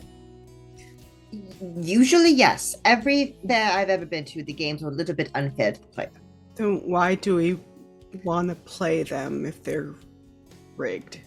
Because, and let me, DM, may I, for cinematic effect, right then we walk around the corner and I'm like, and for that! And I point to this giant pink monstrosity unicorn beholder plush animal that makes no sense. Yes. For that, because it makes no sense and everyone needs to and like the other prizes, for these dumb prizes that you could probably get for cheaper anywhere else, but there's something about getting one that just feels great.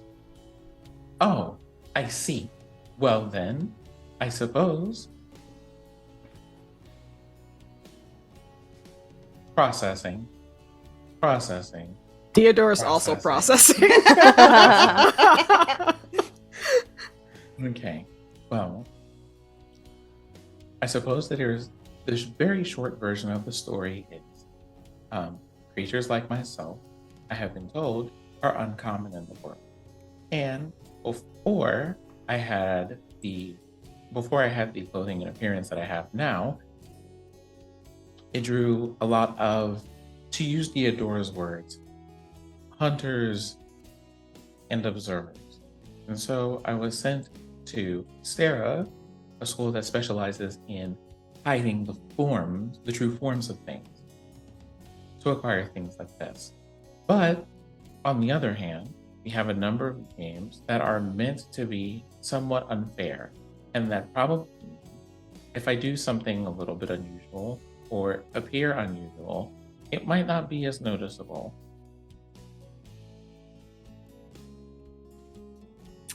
Let us try playing one game and then seeing how that goes. Theodora looks at you sincerely, the same way she looked at Cal the other day and says, if someone's hunting you, I'll kill them. And then she turns around and goes towards the game. And looking at Theodora and looks back at Blackstone.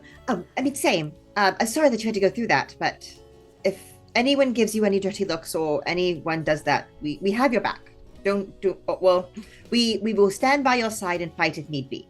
I know saying having your back is a little confusing sometimes. We don't actually have your back, but we will help you out in any situation. Oh, that one I learned from Cal. I know what that particular Oh, okay. one is. Yes, anything that you're comfortable with. If you want us to make a distraction, if you just want to try, we're there for you. But your consideration of the words that you use for the sake of my processing is very much appreciated. Thank you. Oh, you're welcome. Now, and I turn and make a grand gesture. What should we try first? As you make this giant gesture, which is even bigger because I'm imagining you're fanning your wings out as the you do wings. it. Every time I do big arm movements, the wings are involved. Yeah, you've hit several children in the face. Yeah, with you your smacked wings. No consideration there's for a the people child. around me. There's no object funnel permanence cake on the around you. ground. There's funnel cake on the ground. There's a child crying. Yep, you're that Disney character who's like, oh no, oh no, let me just move. Oh no, no, Oria does not notice. Nope. There's never the oh no. It's just like whack and Gesture walk. down this fair of games that have been spread out that are a little bit more away from the stall, so obviously they're not impacting. There's a number of different games that are set out. You see that towards the left, kind of closer to the fields, you're looking more in hills that are outside of Illipin. There is a group of players that are in a circle, and one person is in the circle blindfolded as a couple of, it's mainly children playing this game, a couple of human and gnome and tiefling and even an owlbear or two children are carrying these little bells, and you see the person that's blindfolded is trying to capture one of them in this circle. You see, let's see, there's another one that's more towards where the kind of more adult aged are. There's obviously archery. You see several people are trying to get those targets. There's the several larger kind of minotaur, or even you see a turtle druid trying to throw this hammer as far as they can. There's tug of war. There's another area where there's this ice plane that's set forth, and people are using brooms to kind of shove these discs down to different markers that are at the end. Ice shuffle. There's a hacky sack area where several kids are tossing these kind of pouches that look like little salmon into these areas that look like rivers as there's water coming down it as they're trying to get it into the hole. Immediately though, and the loudest of them is there's these two kind of stakes that are set in the ground, and you see this owl person kind of gesturing wildly with their wings. Come one, come all, to the story ring! You can tell one of our amazing stories. And you see gesturing towards the side where there's a bookshelf where there are two stories. There's like an ABC book, but then there's also something that looks more like a novel base. Play it out here, reunite a family that's been separated by war. Or two love-crossed lovers that are not meant to be. Come play, the story ring. Just kind of gesturing wildly over there. It only cost 3 silver. And then if you wish to enjoy the story, you can always buy them. If you've been to Ren Fair, you know exactly what I'm talking about, where they're selling whatever you're seeing later on. But they are out there gesturing wildly. But there's a number of different things you can choose to do. So, adventurers. Theodora sees the books and immediately checks out. Like, nope. That got nothing to do with me. I can't read. Wait. Stories. I could imagine who this might be for, but that is not my design. Come hear the tale back. of the farmer's daughter who fell in love with the fire genasi, never to be. The father forbid it. Just like going off. You see several kids are like completely enraptured. Several of the parents are kind of shushing them away. Come on to the story ring. But seriously, what would you all like to do? I would like someone to clip all of these stories and damn I it, would like to turn please. all of these into one-shots that we will be doing at various events, I and may that or will be may our not commercial have written for it. something. Oh my- Gosh. Listen, support our all of it. Patreon to get these one shots. Because we'll tell these stories for you. Yes. True. But you do have your choice to kind of reiterate. There is archery that's taking place. There is the story ring, which it looks like not reading based, Theodora. You see people are actually, the two stakes that are there, they morph depending upon whatever story is being chosen.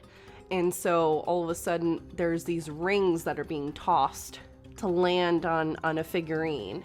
And that's how the story, you hear one of the owl's kind of assistants is kind of carrying it through. So it's more of like, it's ring toss, essentially. It's just, it's got a more of a story element to it because they want to merchandise. So Suddenly I might be able to do that one. yeah, no, Yeah. it's not Dude, like but- writing based. Let me clarify that real quick. That's what the point of the stakes are. So one person Yeah. is at one end of the stake and tossing it onto the other. Oh, Will yeah, they be Theodora looked- reunited? As you see this little small child like throwing one of the rings and it bounces off of the farmer's head and you hear oi as like the figurine moves and it just moves to a different direction. Oh, so close, not meant to be. Left her alone underneath the moonlight. Oh, like just it's so dramatic. So This overdone. owl is absolutely the BBEG of this campaign, right? Just But also, completely selling it. I have to say, I stand by Theodora's actions. She sees the books and immediately is like, Valid. turns to the fucking hammer toss or whatever the hell that was. Yep, you have a hammer throwing. Like, So you approach the hammer throwing. yeah, I'll approach the hammer throwing. So you see that there is a seems to be an air genasi that's just kind of leaning against the booth, very boredly, kind of looking. Oh, you're doing great! As you see, like another person is trying to lift the hammer to toss it, and they're just basically doing, if you've seen, spinning around with the handle of the hammer and then lobbing it as far as they can into the field and seeing how far they can get. If they win, you get a prize. And you see literally this air genasi pretty much as a teenager, seems very bored by it, just kind of gestures up at the prizes that are up above. You see one is like a fruit basket. There's a couple of like mystery bags, things like that, that are there. Not anything that's like, you know, hi, here's a little displacer figurine or something like that. It's more so just like quick grabs for this one. So, do you want to play it? Yep. Cool. Okay, that's gonna be 2 silver. I turned to Ori. Help. I just have Hey. a bunch of gold. And I'm just like, I help. Yep, you do the configuration. Okay, great. And they'll lead you down a couple of like designated areas to where you can find there are 3 hammers. You get 3 tries to toss it as far as you can. okay. And this is strength check? This will be a strength check. How are you throwing this as you're throwing it too? Oh. I think she's watching the other people, sort of how they're doing it and like do the whole, but I think she sees everybody doing them like spinning around and then trying to throw it, and she's just like, the first one at least, she just like hucks it over her head, like almost like an axe throw. Yeah. Just like over her Okay, head. go ahead. Roll. 21. 21. Whew. Listen, you were just lobbing and it just went goes even further out. Pretty good marker. You see like a couple people are clapping, like impressed. Even some of the Crown's Guard are turning because you've caught their attention now as you are kind of throwing these. Makes it pretty far. So far, not as far as the furthest out. You see that there's this big kind of really kind of beefy, beautiful half-orc woman that has just finished a toss that's hello. very far out. She's I'm got intrigued as a long player. hair that is braided and all kind of plastered onto one side. She's got several piercings on like her brow, along her ear. She's got battle scars all over her face, and she's just kind of like honestly doesn't even look and just lobs this one, and it just sails. So you're getting close to her mark. You've kind of piqued her interest in terms of, whoa, like competition finally. But yeah, you have 2 more tosses. Okay, second guy. Ooh, that one's a nat one. Remember, you have inspiration that you can use. I do. I'm going to use my inspiration. Okay.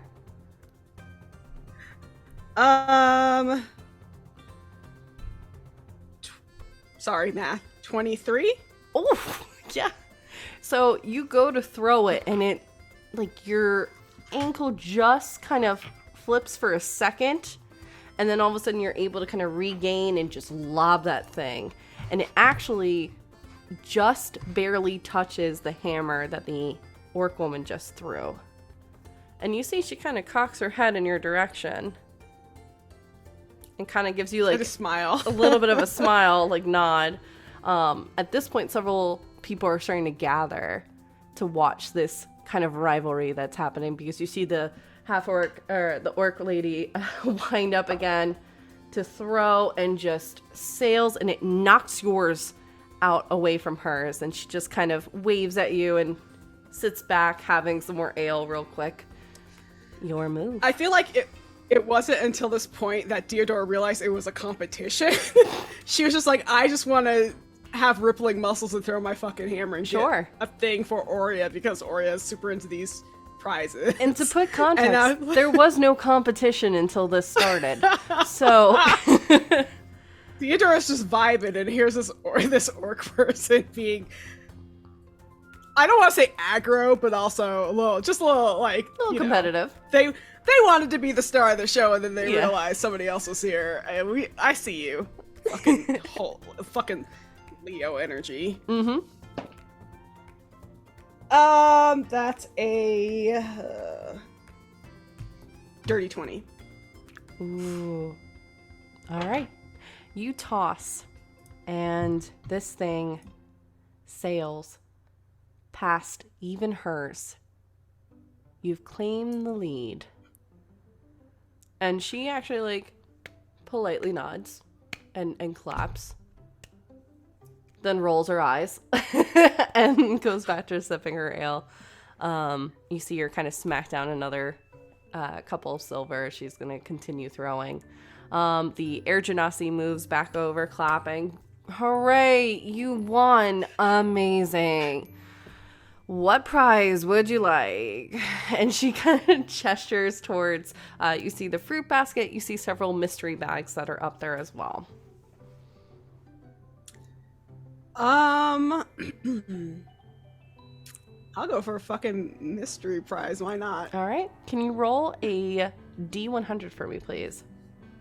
Yeah, sure. The one die I'd never take out. Surprise! 46. 46. With a 46, you get a medium-sized bag. Are you going to open it right away, or are you going to hang on to it? I'll open it right away. You'll open it right away? Okay. Yeah. Inside, you see that there are several potions. There is a medium health potion. There is a potion of fire breathing. That is also in there. There is a scarf, which doesn't look magical in any way, shape, or form. It's just more of a fashion choice. You also see that there are what appears to be several kind of longer earrings that would go at the top and then a kind of loop towards the bottom. One is in the shape of a hammer and an anvil, kind of decorative piece, as well as roll a d20, please. Okay, I'm just gonna do it here because 7. 7 gold Oh, is in there as well. nice. So, and it's this cute little bag. It's just a regular bag. Nothing magical otherwise attuned to it, but it's a cute little bag. Okay. Yeah. And we got some potion. Yes, Yeah, that was a good That's use cute. of 3 silver, honestly. Yeah. When Diodora wins, Ori is gonna be like, "Yay! Congratulations!" and like jump up and like hug you and like, "You did so good! Oh. Did you have fun?" Yeah. Is it always like this at festivals? Yes. I mean, it is more fun usually when you're winning, but it's a thrill. Oh, yeah. That was great. I've never gotten a prize for just throwing shit. Isn't it awesome? Yeah. Things we do all the time, and someone is gonna give you a prize for it. Yeah. How come that doesn't just happen all the time? Because then festivals would be a little less special if we had them all the time. Okay. At least that's what my That makes parents always sense. told me. I think they just didn't want to give me prizes all the time. But it makes sense. Yes. I think I like pull the scarf out and hand it to her. I don't know what color it is, but It is a red and gray scarf.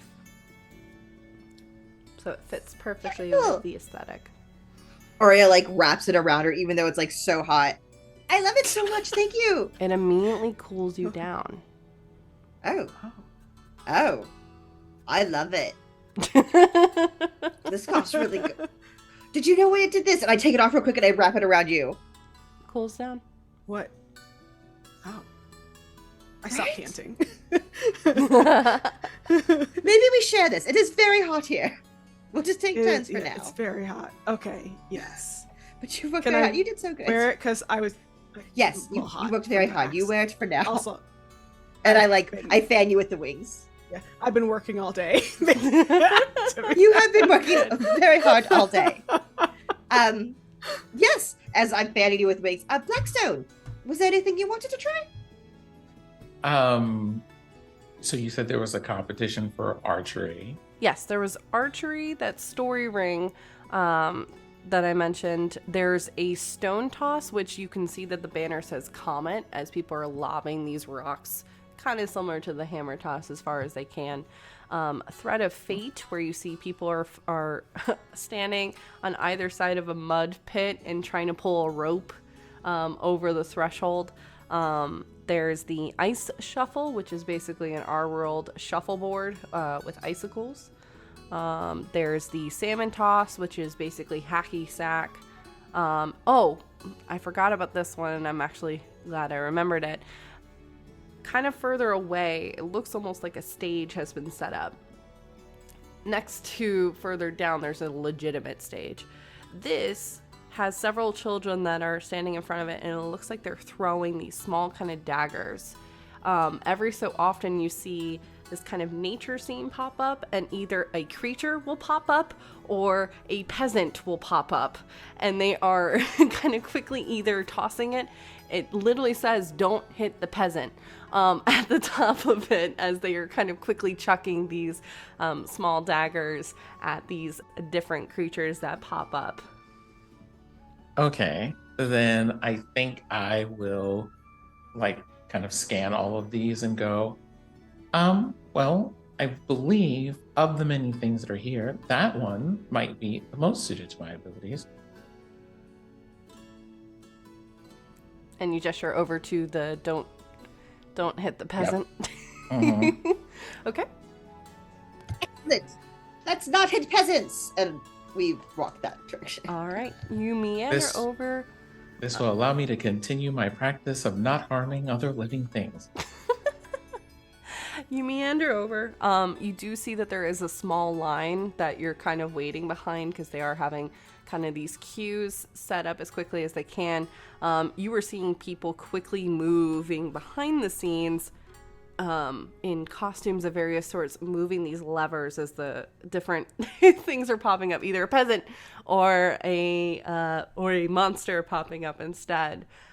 So, since we're here and we're in line, what I would like to do is I would like to use my passive investigation to see, just kind of take in the scene as it is, and specifically go, does this look like this is correct, or is there something I should be checking for?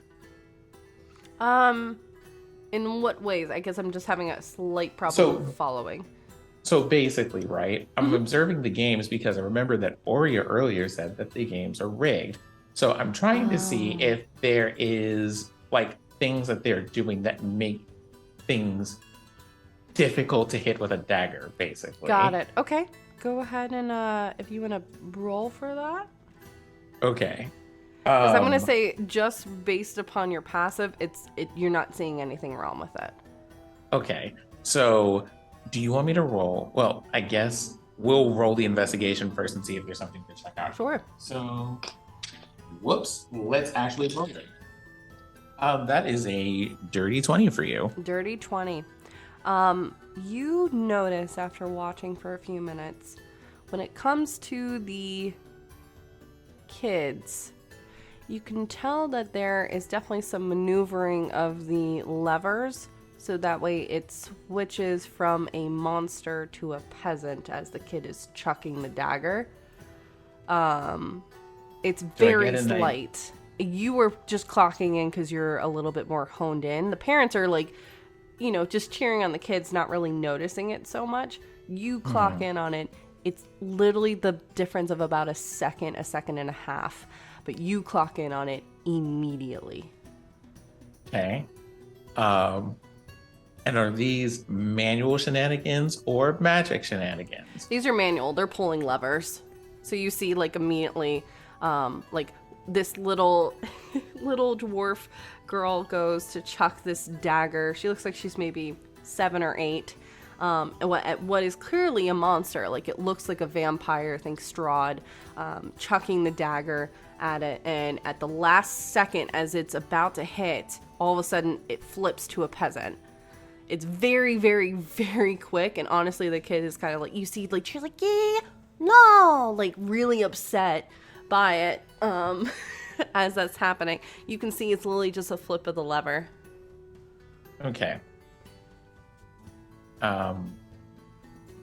Okay.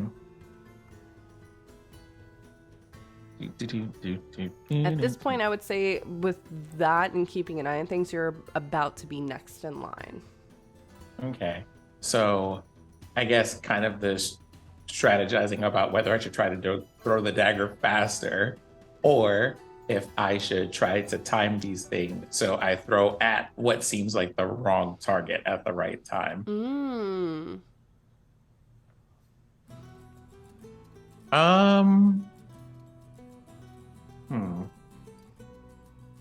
And they consistently change the target at the last second?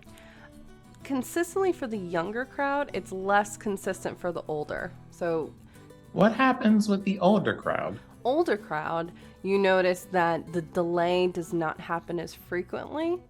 It still happens, but there's a little bit more of a delay. So it's not as pronounced in terms of it. So when they're throwing and it's a vampire, it's been hitting as a vampire. It might flip afterwards, but it's very, very slight in terms of that. It looks like they're mainly trying to pull this over on the kids, if anything. You can kind of gain that from your insight. Okay, so basically what I'm trying to do is, however it works out, sure, and like we can like determine that with whatever rolls later. It's kind of a trying to figure out the timing and stuff so I can throw things and hit them. Yep, I'll have you do sleight of hand when it comes to that. Okay. And next up, you see you have now reached a fire genasi who is wearing this kind of striped vest, hat, as well as gesturing you over to your queue so you can take a turn at the toss.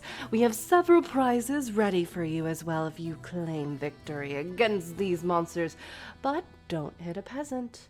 That will send you straight into the pit of despair. Ha ha ha ha ha! And they just kind of gesture over. You just don't win a prize. It just looks very defeated all of a sudden. But she does gesture up towards, there's a number of these kind of mystery bags. Again, there is a satchel. Our grand prize, which no one has gotten yet, is about 75 gold. So that is an option, but you would have to hit directly on the mark. And you do see, looking at these different specifically the monsters, they do have a little heart range, kind of like an archery where it would be the bullseye. You would have to hit that consistently. So, but if you do that, you get 75 gold. But so far, no one's gotten it. Many have tried. I believe the phrasing that we use is, hopefully today will be my lucky day. Right. To play, it's going to cost you about 4 silver. Oh, and I give them 1. Wait, I don't think I have silver coins because I haven't gotten change for anything lately. So I just give them 1 gold coin. Okay.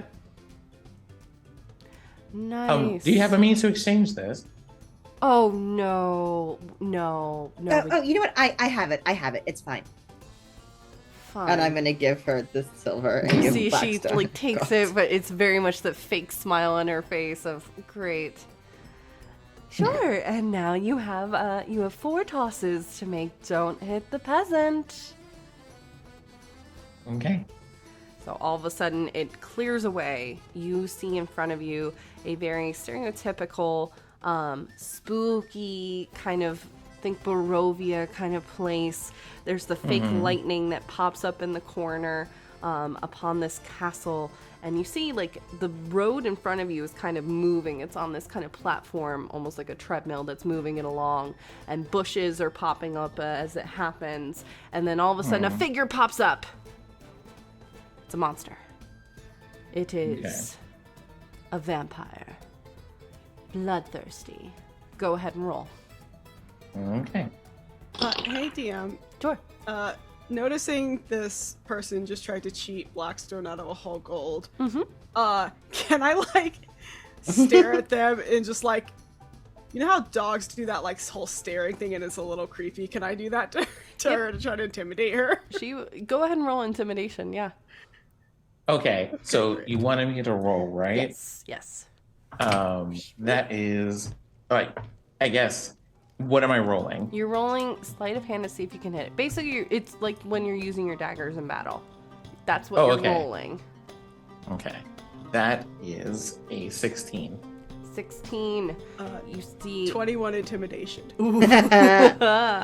It goes, you see for a moment, Deodora, you would actually clock in on it. It flips for a second to a peasant before it flips back to a monster. Seemingly, you see the genasi is kind of stiffened slightly, and you see the lever shifted behind the stage, flipping it back to the monster. As Blackstone, your dull dagger digs into the shoulder of this vampire as it's happening. Vampire drops down. Road resets. Now you are getting closer to the castle that's ahead. And another one pops up. You toss. Wait, is this a monster or a peasant? It is a monster. I noticed what happened on this previous one, right? You would have picked up on that with your... Yeah. Okay. This one is an 18. 18. Go ahead and roll another intimidation, Deodora.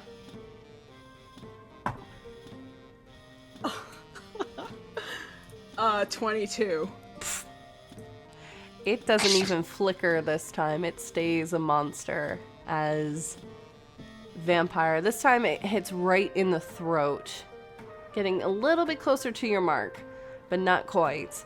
And the monster falls back. It resets. Now the scene changes, and instead of being outside, you are in a grand hall. And you see these figurines kind of popping up every now and then. Not enough to target to go ahead and throw, but just like think of Disney when they have the ghosts kind of spinning around the dance floor happening. And then all of a sudden another figurine pops up. This time it's a peasant. Can I see? Oh, okay. Then I don't throw Don't anything throw. immediately. Okay. I do take the time, however, while we're here, I notice where the lever is, right? Yes. Okay. I want to do something. Give me a second. You do see where that is. Nope, absolutely not. Well, actually, what would they have to roll?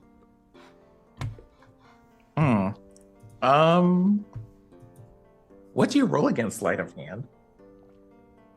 What are you I trying to think do? perception. Yeah, perception. Okay. Let's see how this goes. I am going to take a moment to just have a mage hand appear right next to my head. I want to see if anyone notices. Okay. Yeah, 23. They notice the mage hand is up. It just waves and then winks out of existence. Beautiful. The scene resets, and this time you are in the dark tower to the castle as the big bad of this story pops up. Again, vampire, blood dripping down the teeth, has popped up in front of you. Okay.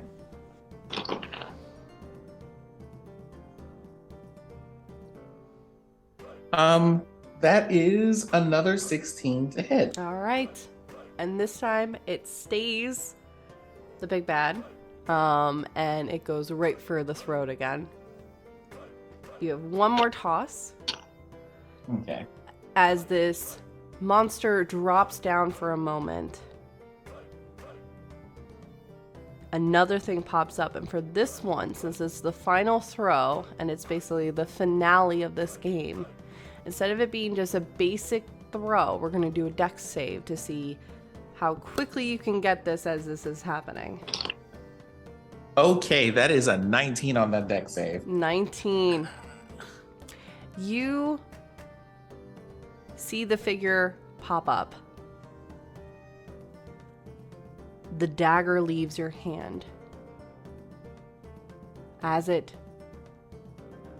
guides forward and it's almost out of your hand completely, you realize it's a peasant and are able to just flick your wrist enough so the dagger misses the peasant.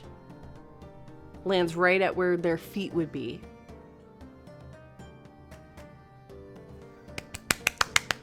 Clapping ensues. The children are like, "Oh my god, he's so cool!" Like, just, I want to be like that when I'm older. Like, just freaking out, cheering. Several people have stopped what they're doing to watch what you've entailed. Children are adorable.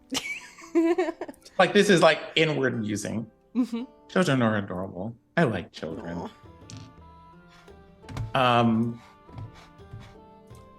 And then I go, but I suppose the satchel will have to wait for another day. But there are prizes.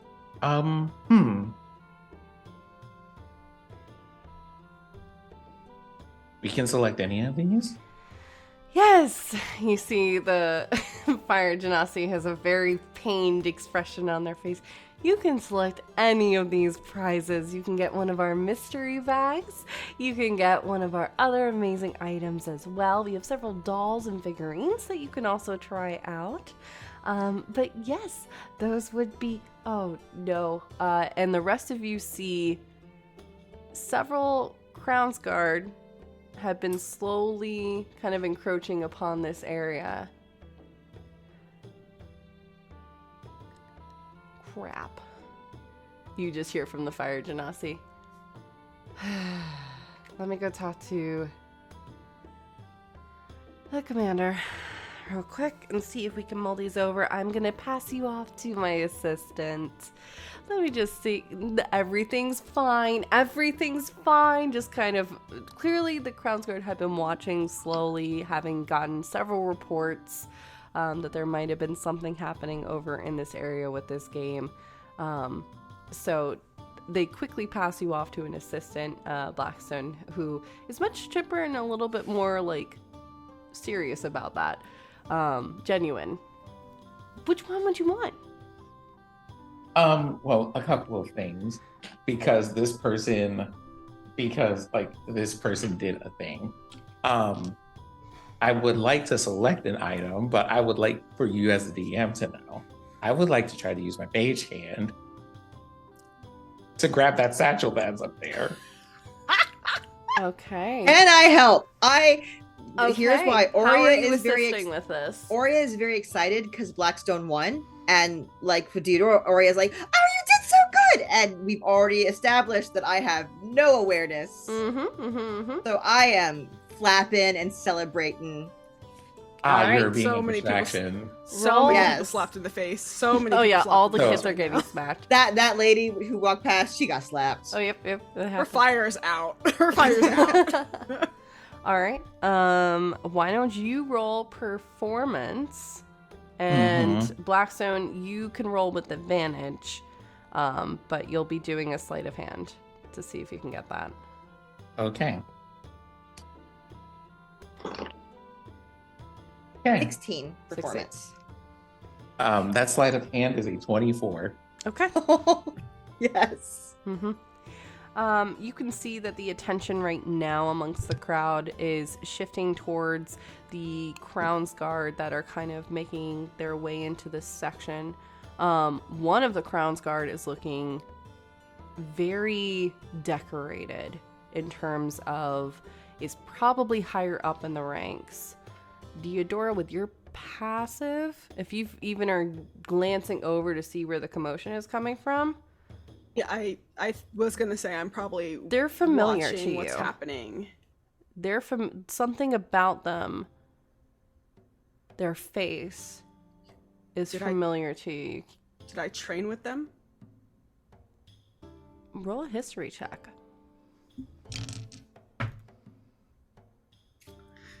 Okay, not bad. That's just a 13. but 13? I don't add anything to it, so pretty good. Possibly you may have trained with them. You're not sure. If you have, it's been a while, but something about them, whether they're the way they're standing, it's not like a cocky kind of way either. It's just very much like serious business, slightly amused, as they are kind of talking to this fire genasi. Could I move closer just to like see if Sure. I can hear what they're talking about?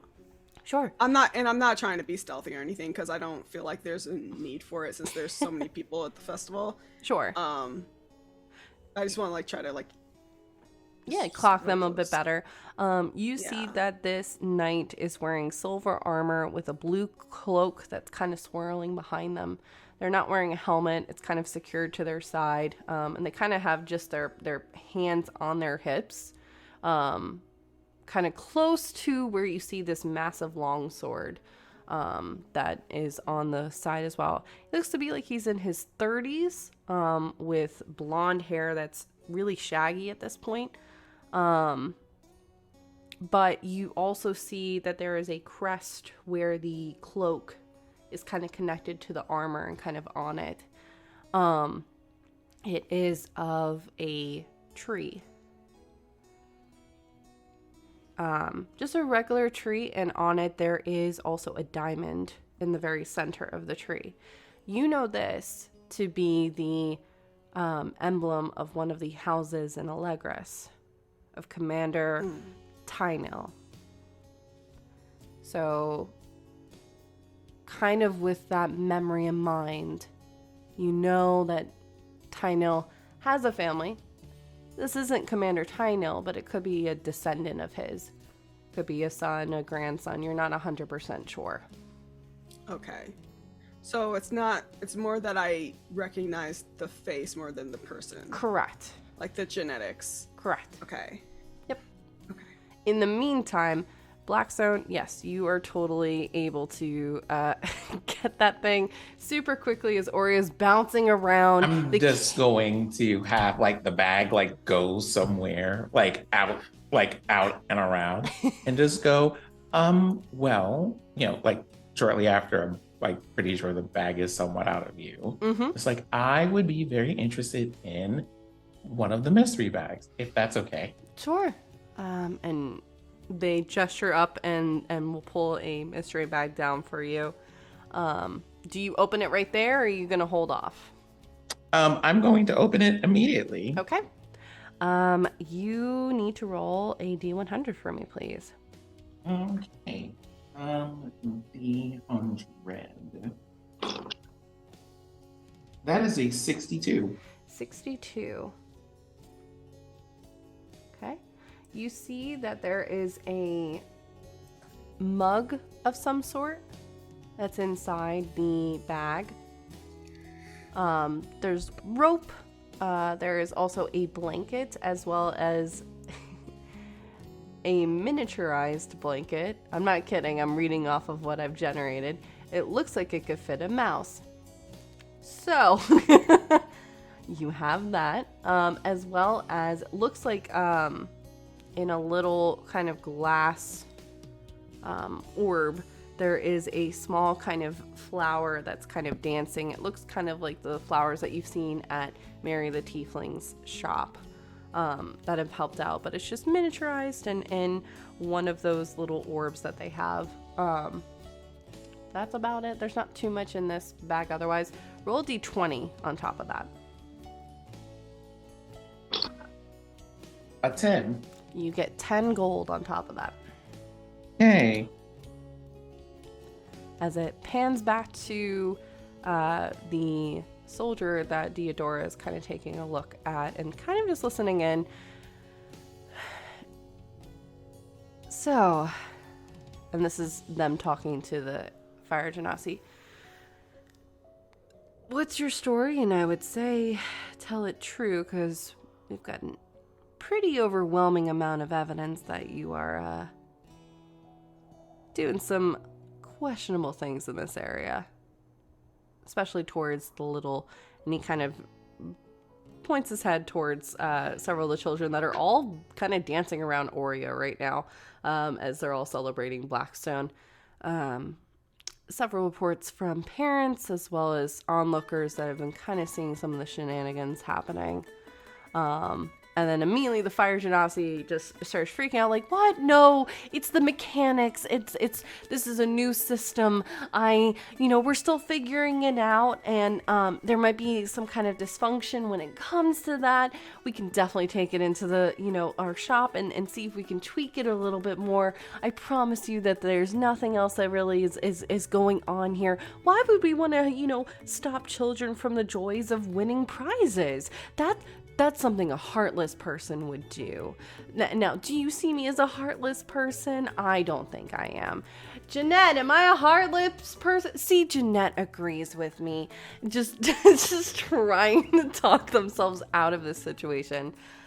Right, okay. And at this point, Deodora, his eyes do flicker over to you, because he's got a pretty high passive when he sees that someone might be just clocking him even in passing. And he kind of nods in your direction, aware, just so you know. It's not like a threat or anything, just like, okay, I see you. I mean, she wasn't trying to hide or anything, so Sure. it's just like, okay. She's like she's not embarrassed, she's not anything. It's like, it's like, when you see a cop harassing somebody, you pull your phone out. Mm-hmm, This is her right now. Like, does she like this person? No, she thinks they're shady, but also, Sure. She just had a bad experience with a bunch of crown guards Sure. below the city, so she's like, I'm no snitch, but also Sure. I'm not her friend, but I'm also not a snitch, so... You see that he kind of nods his head towards the fire genasi. Well, I will let our investigator take it from here. Fortunately for you, I don't have time for bullshit. And he kind of steps around her and heads over to you, Deodora, with a wide smile. Is that Shade's son? Out of character, what's the last name again? Tynil, Tynil. I know. Okay. Yeah, Tynil. Right? Yeah, you're looking like you don't remember. I was a lot younger. You were a squire for my grandpa. It's been a minute. I was little Yes. Gregory. Little kid that was always following after you, you were the one that taught me how to... Yes, absolutely. Sorry, you've just grown. Time does that. I assume I'm like looking up at him. Oh yeah, 'cause he's not very tall. large compared to you. Just kind of... It's like, yeah, the face. I knew you look exactly like your grandfather, but I just, yeah. How are you? Good. Thankfully, don't have his temper. Thankfully. That's great. Yes. Keep it No. pretty relaxed. Are you... And he kind of gestures over to Blackstar. Are you with... I'm so sorry that there was this incident with the game. That's why we came over. We gotten reports and wanted to shut it down before it got too bad. Yeah. No. No. I didn't see any problem. Blackstone won a prize. Good. That's excellent. And us Crownsguard, I've ordered the men to... I have a little bit of family money. And he kind of rolls his eyes. I've given them some extra money so we can give those kids that missed out on a prize a little bit of gold to try and make this whole situation a little bit better. So, Well, that's really nice of you. well, that's what we gotta do, right? Yeah. How long have you been here? Well, I'm here for the festival. They upped security just with everybody coming on in. So I've been here for a little bit, and then I might do some traveling before I have to report back to Allegris, but, Gramps is trying to send me to the capital, and I don't really want to go there with all the stiffs, you know? Yeah. Why I never went. Makes sense. And, Also, I mean, you know me, being in enclosed spaces too much makes me prickle a little bit. right? I'm the same way. I don't understand it. It feels like you're in a cage. Yes, exactly. I don't quite understand it myself. So, well, I mean, you look great. I don't want to disturb you from the festival, and Thank we you. gotta do another round. And I'm on duty. I should probably get back to work. But, if you have some free time, I would love to grab a drink and catch up a little bit, hear what you've been up to, and he kind of waves over to Aurea, but hear the interesting adventures you've been on. Oh, yeah. We're staying at the tavern that The River's forgot Inn. the name of. That's what I thought it was, but I was like, that's not what it is. In my head, I'm like, that can't be what it is. The River's Inn, yep. Oh, well, we're staying at the River's Inn, at least for the next couple of days. I'm not sure where we're going after that, but Okay. I mean, we came for the festival. So Aurea wanted to come. I like point over to Aurea, who's like, ooh, was flapping around with a bunch of kids. I'm guessing they're the party type, for sure. They're up for anything. Well, Party, and he kind of hanging out. leans a little bit closer to you and kind of gestures. Well, if you go over to the Jester's Trick, there is a bookshelf in the back. Third book from the top. Pull that, and that will take you to the even better part of the bar. The more fun of it, honestly. I think you'll enjoy it too. It's not as cagey and wild as it is. You did not hear that from me. I'm just telling you that. Absolutely not. Sure. Thanks for the tip. Sure. And it was good to see you. Good to see you. And he kind of nods in your direction and gives you kind of the salute of like respect before Right. wandering off. I do the same. And I'll go wandering back over to my friends. Okay. So I got a tip about the Jester's Trick. You want to go? What is it? Apparently there's a back room. A secret back room. Back room? Yeah. That sounds like fun. Do you want to go? Well, if you want to go. I think Theodora's a little flustered. Yeah, no, I And imagine it's, like, Theodora is obvious that like she's a little trying to flustered. collect after like running into this person. To give context, like Theodora, flashes of memory are coming into your brain of as you're walking, kind of processing everything. You're trying to picture the bookshelf that they described. You're trying to, relay everything, but you're also getting images of a slightly younger you in training. And then next to you is this little blonde-haired boy that is holding a wooden sword. It's probably about like 12 or 13, and is trying to model stuff after you. Think very like Arya and what's her face from Game of Thrones, the tall lady. Never mind. You gotta have another. You have to have another that's reference. fine. That's I fine. did not watch that. It's fine. It's fine. It's fine. Sorry. Think of like almost like a sibling relationship where you have an older sister that is teaching a younger brother how to fight with swords. So you are kind of using literally a kind of a stick to go against him, trying to just get the strength up to use this wooden sword against you. And you're practicing these moves. You're showing him, how to step, how to do fake outs in terms of it, how to not use your eyes when it comes to showing another person what your next move is going to be, how it shows in the feet versus somebody's where they're looking. So those flashes are coming into your brain as you're having this discussion with Aurea. Okay. And sorry, I was laughing at April taking pictures of her cat. Full view of She everything. fell asleep in my dice tray reaching for a dice. Oh, that's so cute. That's adorable. We love that. Okay, yeah, so I'll go back over. I'll relay this information, and I say, I know him. I trained him, kind of. Really? I was his grandfather's squire, not sire. God, that's vampire. That's a vampire game. That's a cursed crossover right there, y'all. Oh no. Yeah. Oh God.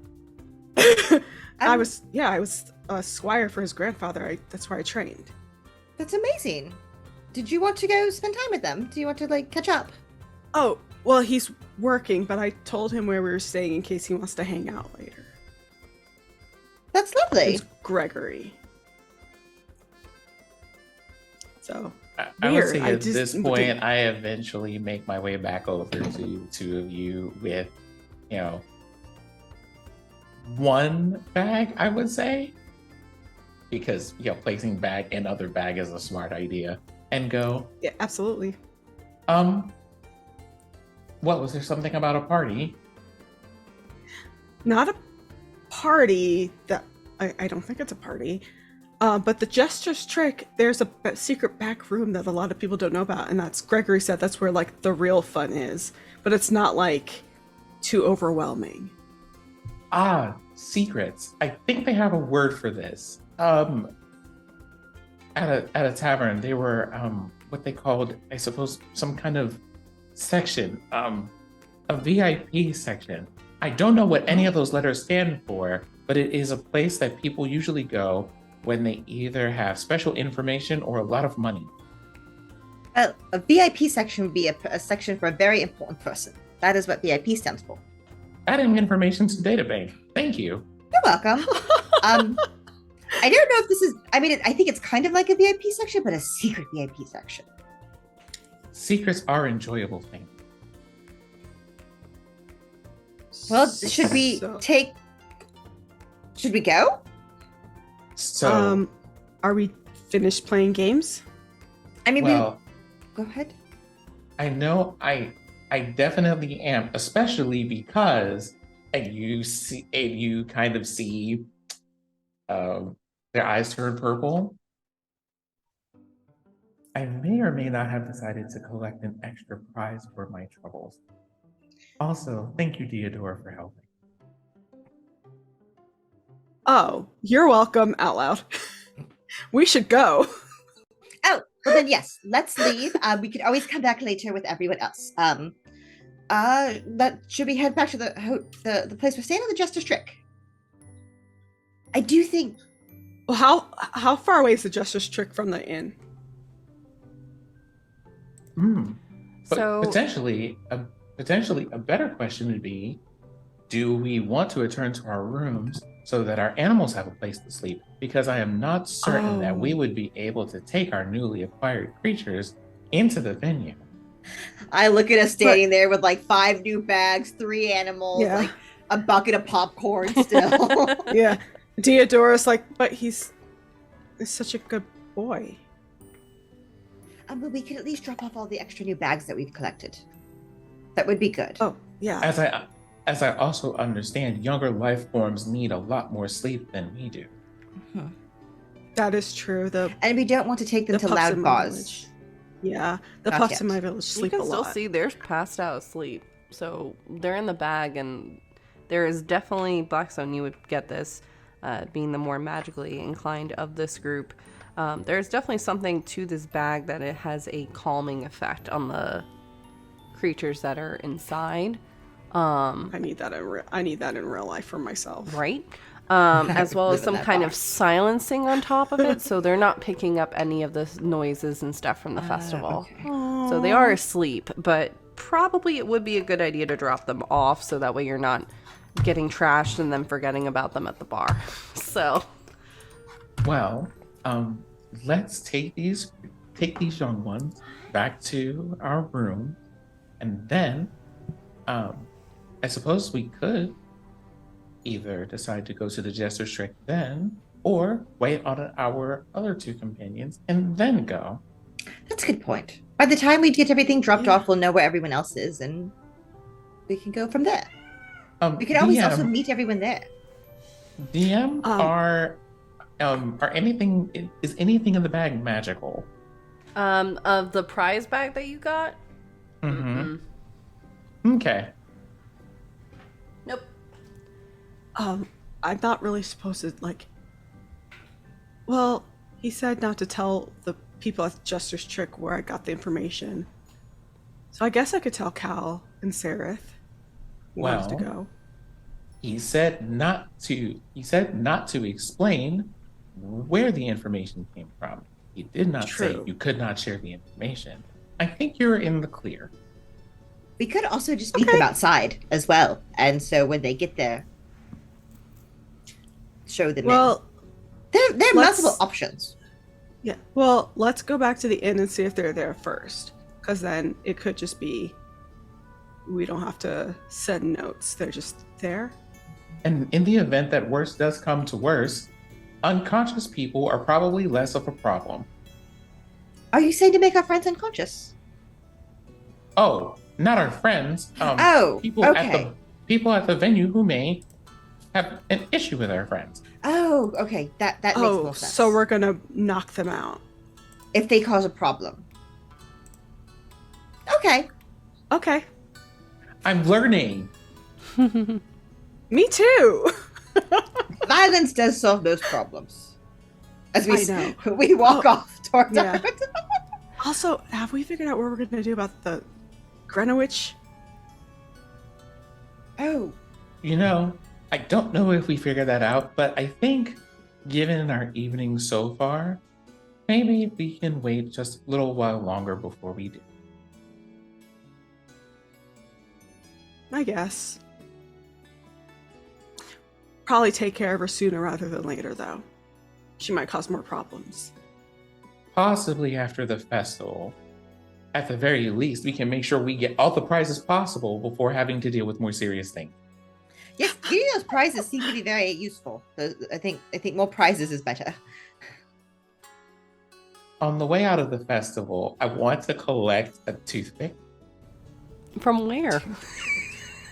Just any Slider of the stalls stand. that are like any of the Yeah, stands that are free serving Sure. food. Yeah, there's some sandwiches and stuff. Yeah. There's clearly a Panda Express that has a Yeah. tray of Orange chicken, free pre-burned samples of chicken. orange chicken.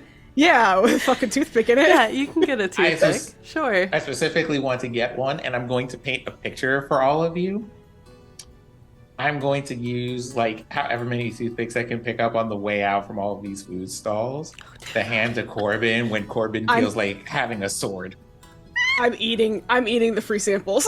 I'm also picturing Corbin walking around with a cane now for like leisure wear. Like, Oh my god. Give Corbin a cane sword. come What on, is there's the gotta be- problem?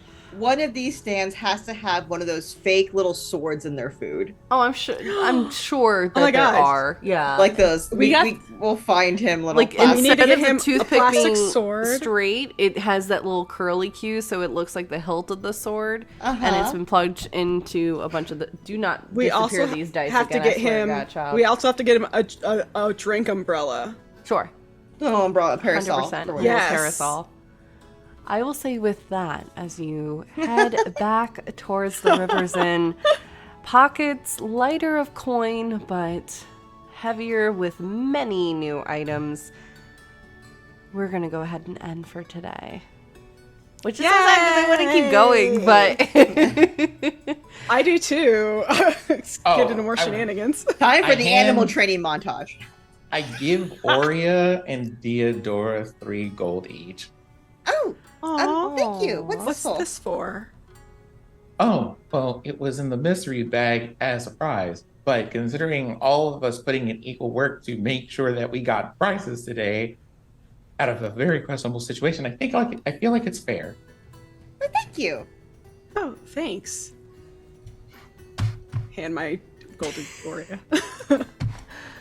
All right. But I'll keep track of it. Amazing. And this was only like the festival hasn't even started yet. So who knows what's going to happen. We will be back here next week with episode 8 of Ampistrano. Lots of things happening. I'm curious. And we will hopefully have our amazing Circle of Stars Druid Sereth as well. Don't be knocking the dice over. We just got all of them back. I swear. As well as our lovable Dragon Gem born wizard will hopefully be back next week as well. Gonna plug again, we have a Patreon that is live now. So if you're enjoying what we do, we are paying the cast. So you can back that there. You can also subscribe here, and that also goes towards the cast as well. We are 8 Patreon followers away from getting our first guest on. When I tell you our guest list is pretty fantastic because there's a lot of amazing individuals, would love to have them in the game. But we want to make sure they get paid for their time too. So, that's gonna be fun times and stuff. So, yeah. Support us on Patreon because we'll make Jordan do silly one-shots. I'll do it. I And do want to. hear that also also there may be like special letters from the characters. Who knows? Yeah. There's all sorts of mysteries in that Patreon. And while we're also signal boosting, I'm going to go through our usual. I usually announce it at the top, but I'm trying to do it at the end because I know we have some people hanging out. If you type in !Sephi or !Simon, there are some amazing sources and links there to go help 2 incredible people transition and take this next step forward. We want to support that immensely.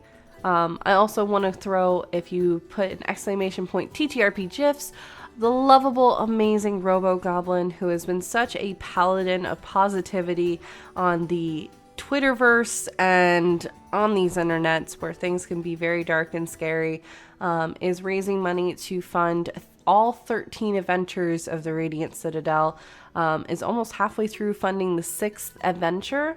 And I would really love if we can support that and highlight that as well. So please, please, please go and support that if you can. And if you can't give financially, please retweet. Seriously, retweets and sharing all of that goes such a long way. So does anyone have any quick things before we head out for today of like fun things happening this week? No. Biggest No. question mark. Sorry, I had to think about it. All good. Not that I could think of. But yeah, I mean, you just support where and when you can, and that's great. All good. That's my plug. Thank you. I am going to say, too, I know they didn't have an episode this week, but go check out April and Wreck-It Raven and Duval and a number of folks on Fables, which airs on Fridays over on Carrying Comfort Studios. So please go check that out. It's so good. It's so good. It's ridiculous. And I will say too, because our very own Duval, my big bro, is in chat. Duval's going to be GMing a game tomorrow morning over on Paradise Productions for Jasper's Game Day weekend. I'm going to be in the game as well as a number of other incredible individuals. KP, I believe, is going to be DMing a game later today, and this is his first game, and I would love if we can support that because DMing, especially on a stream game, is terrifying. So I want to go support that. So go do the thing, but also just go support people. You know, Black Lives Matter, stop AAPI hate, trans lives, all that. We love that. We want to support those immensely. We're going to go actually raid Paradise Production because they are live now. But thank you all so much, and we'll see you beyond the veil. Bye, y'all. Oh, I went to the wrong screen. Still nailing it.